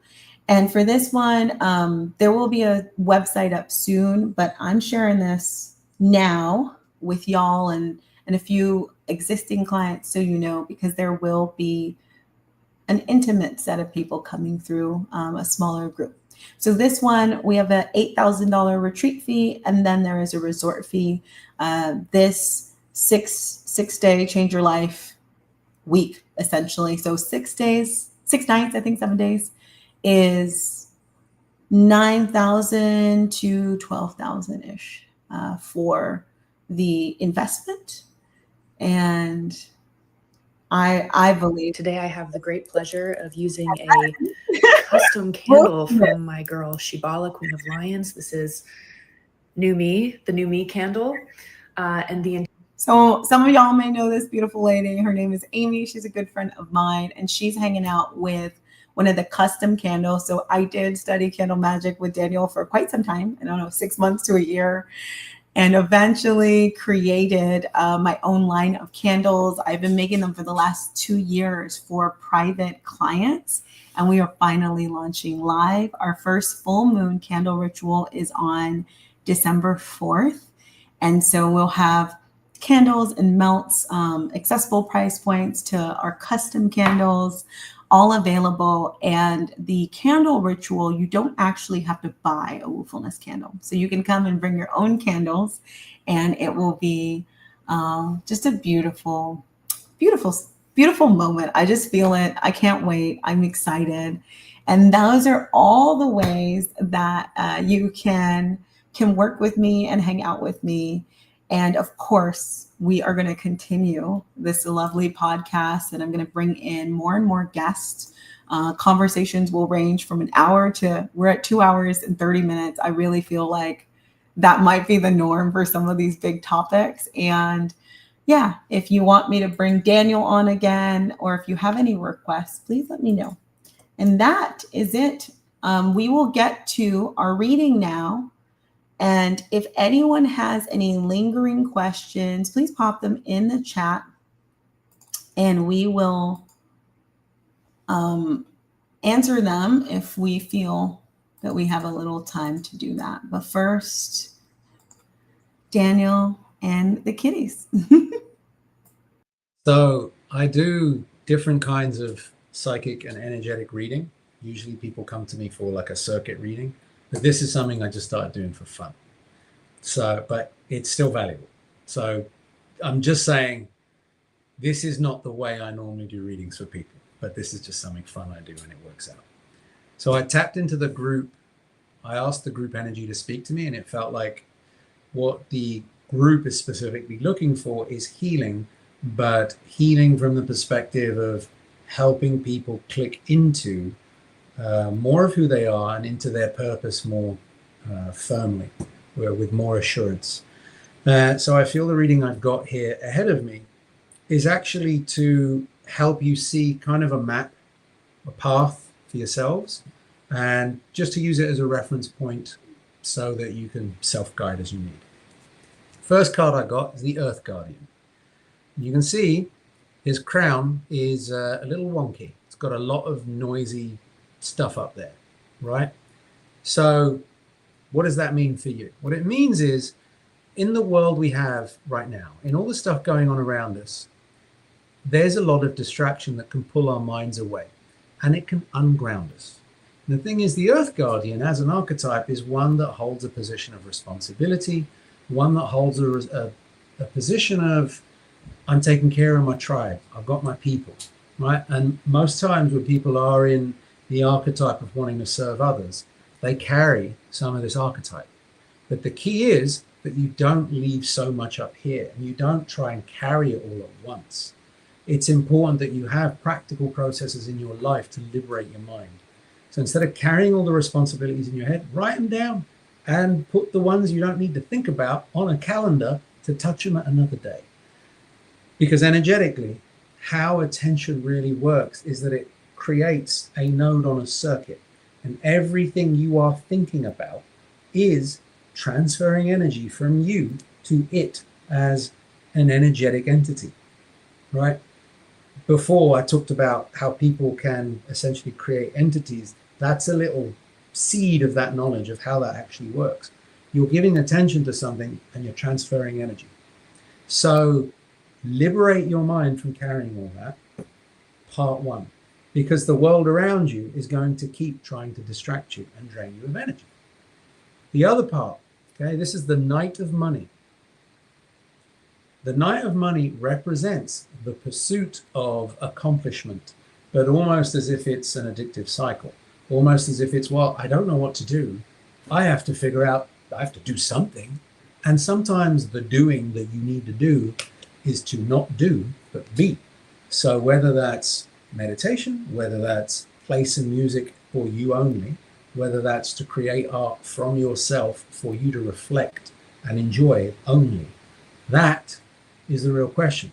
Because this is like the hungry ghost, the cat chasing its tail, the thing that never ends. It's the, I'm pursuing this thing to give me what I need so I can keep pursuing the thing to give me what I need, and it just keeps going. Yeah, it's the trap of what the programming of Western capitalism has taught us. So it's to bring your awareness to that. And if you are in that, you are in a cycle of fear and a pattern that's going to keep you trapped. Now, this one is the Suave Romantic. And what this guy represents is when romanticism itself can be a beautiful thing, when it's real. But we want to actually, we're really trying to see the best in something, but in amplifying it, we're wanting to create more of a positive feeling in us because perhaps we actually see where there's a little gray or shadow in that thing or person or whatever. A lot of what's happening in the world right now is breaking those illusions down. But really the work for us is to look at, well, where do we still hold those illusions? Is it in a relationship? Is it in a work situation or job that you're in? Where are you romanticizing something that actually isn't a fit? And it's not to then flip it and go into demonization, but to really see it for the truth that it is. Because in that, you will see the value that it actually holds for you. And from there, you can work with it, see it in the way that it is actually meant to be and as designed. So that is the meaning of this card. Now, this one came up again. When I get a double, so this is the first half of the reading. When I get a double, it means it's a really important pattern for the person who I'm reading for, and it's a group of you. So it's just to extra remind you the cycle of doing to acquire or doing to feel accomplishment. That is a poison of the mind, and that is spread throughout this society. You can get ahead of that for yourself and tune into, well, what actually means something to me, and what is meaningful to me that can create impact for another, and how can I create from that desire to create impact from what's in there. Yeah. what's real for me. Because you do carry medicine. Everybody carries medicine. It doesn't necessarily mean you have to be a full-time healer. You can be a musician and carry medicine. But it has to be real to you and something that just truly matters to your heart, your soul, whatever felt impulse within you wants to drive you forward. That. You key into that, and that's a process. It's not always like, okay, I know what this is, off I go. Sometimes it's a process of becoming. That is that. You key into that, you will start to get that answer. And for all of you, you are 3/4 of the way through that journey. The cup represents all that you've drunk, all the medicine you've drunk, and the eyes looking into the distance, seeing the horizon. That tells you can see the end of this phase of your life, where you click into more of who you are and embodying what it is that truly drives you. Now, the remaining piece is addictions. Okay? You'll notice there's a lionesque cat smoking a joint. It's not necessarily substance addictions, though that can come into play. Many highly sensitive persons rely on alcohol or cannabis or other substance addictions to cool the discomfort of their nervous system. It's perfectly common. In fact, most folks who really struggle with alcoholism, the ones I've met, have had a severe trauma and have incredible sensitivity, and they don't have tools for how to work through that. And eventually they find the tools, or I help them, or someone else helps them, whatever. But in this case, it's all forms of addiction. So if there are substances you're relying upon, or there's a common emotion, sugar is one as well. Thanks, Shabana. Or there is a common emotional pattern, a drama that you find yourself in that gives you, you may not be dishonest with yourself just yet. And, that's coping mechanism stuff. That's not necessarily character issue. If you find yourself in a dynamic over and over with lovers, with friends, with family, where you are constantly in a dynamic where there's a frustration, a conflict, a dynamic, and it turns into this thing where at the end of it, you get a dose of some kind of emotional energy that makes you feel better than. Yeah, so not necessarily good, but better than. And it's important to get honest about this. That can be an emotional addiction that's preventing you feeling the depth of pain that you've been wanting to avoid. But I assure you, if you can create or find the safety for your nervous system to witness and experience that emotion through you, you'll have the purge, you'll meet an aspect of the fear, and you'll be liberated from a nice big chunk of that challenge. And it'll open you up. And it'll open you up for your ability to serve in whatever way you wish. The final piece of the card is, once you get to this point, make sure you do a review of all your values, all that you care about, all that's important to you. Because when you do and you get clear and you write that down, your subconscious, your field will recode your reality. You will call in the world that you want. It might not be at the rate that you want, because you're going to be going through more stuff, because you're human. It's part of the journey, right?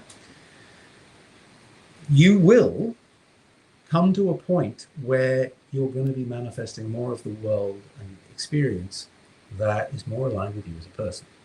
So that is the group card read for this lovely group. And if you wish to have a reading with me and get the Shibala discount, DM me. And I will figure out my booking system to give you a 15% discount. My other services are on my page, Shibala Shared. And if any of you are interested in psychic development, I highly encourage you to join Everyday Psychic. It's the most affordable way to work with me. And I will be launching an exclusive community where people can practice and play with each other. But that will be probably before the new year. I don't have a set date yet because I'm working some game design in there. So it will be very unique, but very rich.